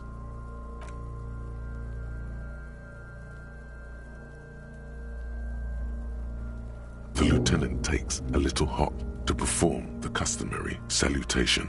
Your palm hurts from the slap. It's precise and down to the point. I knew these guys were We will perform a field autopsy and determine the cause of death. But before... Excuse me. Slumped on the ground like that has not improved the way the corpse smells. The fall seems to have released something deep inside it. It looks like I feel like taking a break from the stench. I'm sorry to interrupt the jubilations here. Just a little breather before we do the autopsy. I would suggest we interview Everhart and Joyce, the leader of the Union and the Wild Pines Rep, but we've already done that, so it's up to you, Detective. Take us where we need to be. He trusts you have plenty of things in a task chain lined up.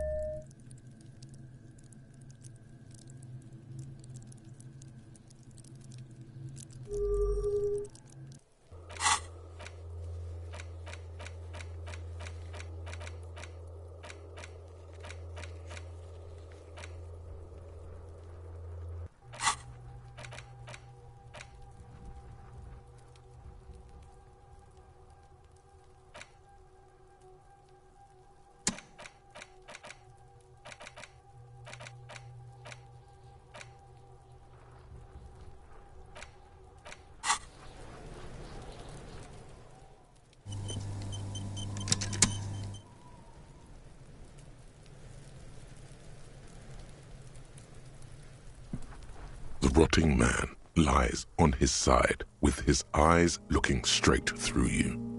The belt is still around his neck. His body is supine and open to intrusion by autopsy. The lieutenant adjusts his glasses and takes a deep breath. Shoot, Looney Rooney. Huh? You're misquoting me, Rooney. I said communism killed me. Love did me in. You really need to learn the difference, buddy. This is embarrassing. Come back later, Corporal. Come on, officer. You know what a field autopsy is. You've done 100 of them. What you do know is, at 18.9 kilometers, the dormant shield volcano, Corpus Muindi, is the world's highest summit, and the failure of the 38 single, Et puis descend, to crack the top 20 was the death knell of disco. But what a field autopsy is, you have no idea. Unfortunately, no. They are better than nothing. Tell you what, I perform the anatomical side of things while you will take notes. You're being handled. If you resist now, he will turn on his heavy-duty authority mode. You will get your chance to dig in later. That's right. The dead man stares in silence as you crack open the ledger. The bright red paper is covered in boxes and lists, describing the condition of his skin and organs in 3 parts.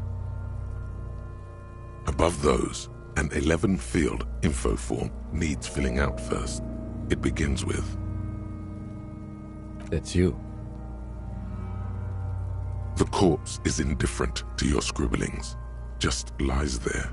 The next box says... KK57-0803.0815. KK equals Kim Kitsuragi. 57 equals Precinct 57, followed by his date, 0803, and time of arrival, 0815, on the scene. He's indexed the case after himself, not you. That's because he doesn't want to bring up the messy question of your initials. And what would that make the alphanumeric? HDB 41, 0803. Help me. 1015. It's understated. Good. Let's go with that. The lieutenant is quite surprised you managed to come up with an adequate case number. We've heard the nom de guerre, Lely. It's better than nothing. Write it down. What's next?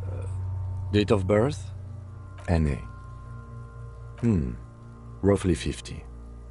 The corpse looks ageless, like meat on a hook. Teeming with opportunistic microorganisms, letting out a foul-smelling diamine compound. Your eyes turn watery. Mondial. Fair to olive-skinned, from the Isola of Muindi. This is as vague as it gets. You might as well say whitish. The pudgy mess of curdled meat looks neither mondial nor anything other. Fucky! Male. Pigs can have sex! Nor does he look male, with his pregnant belly and indistinguishable face. We're still going with March 4th. 51. What else? 9. Body identified by is non-applicable. 10. Case number is the same as the coroner's case. HDB 41 0803.1015 listens, motionless, with the cargo belt still around his neck. Only one box remains. None, at least not after the initial examination. Interfering with the body's position or wounds post-mortem. How did you not know that? Aren't you a cop? You're leaving a weak impression here. Say something sure-handed. Don't overdo it. It's okay to be unsure.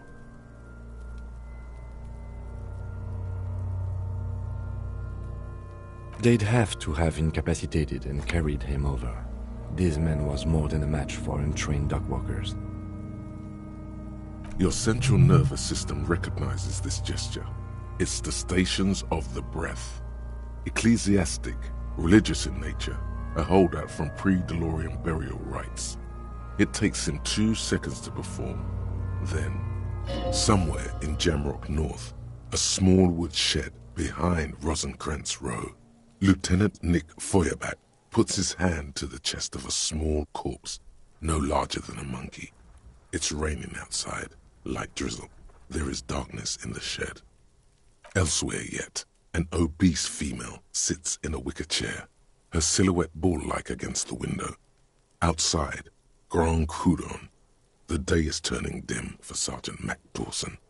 Hand extended, he approaches, to make sure she is dead more than anything else. The building is tall, 7 stories wind-wrapped in solitude. Most of the apartments are unoccupied. This was a suicide. The other, an accident. The small one.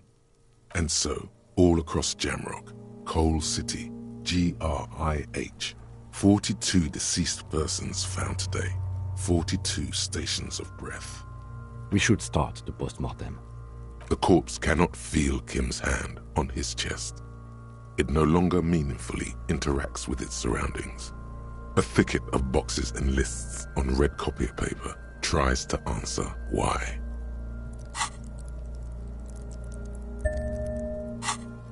Clothes. The deceased wears armored boots and white briefs. The make of the briefs is Babrodine, I think. Let's see. See, it's happening. Babrodine, yes. Inexpensive. Size M. Color white. The disappointment is palpable. The red-haired thing was expecting something more lurid. The boots are ceramic, vitreous enamel.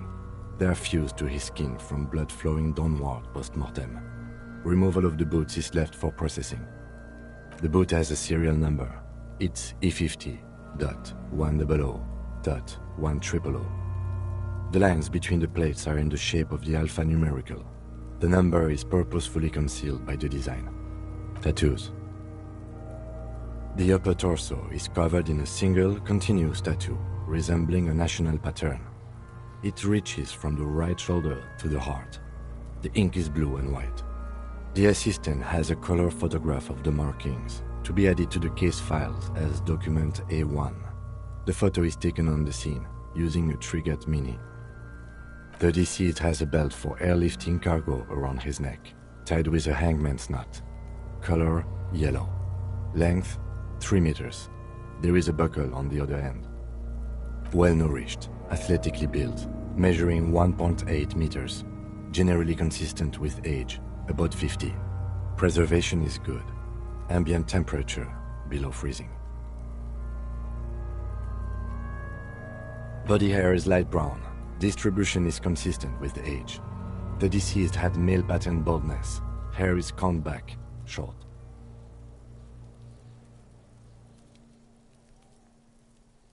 His hair feels wet, soaked with rain, cold to touch.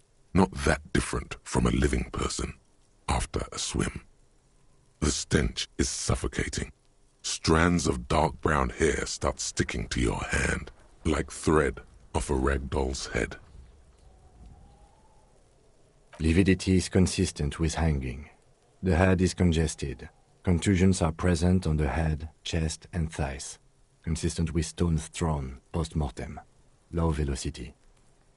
Fucking low velocity? You think Kuno doesn't know what you're talking about? Velocity was fucking max. Talking shit about Kuno's velocity.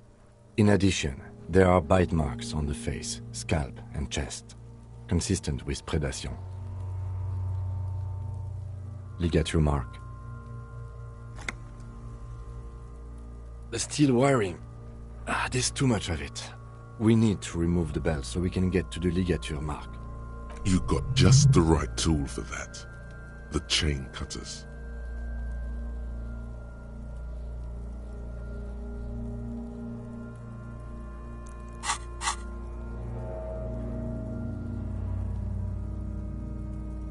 The hanged man lets out a joyous little bubble of rot from his nose.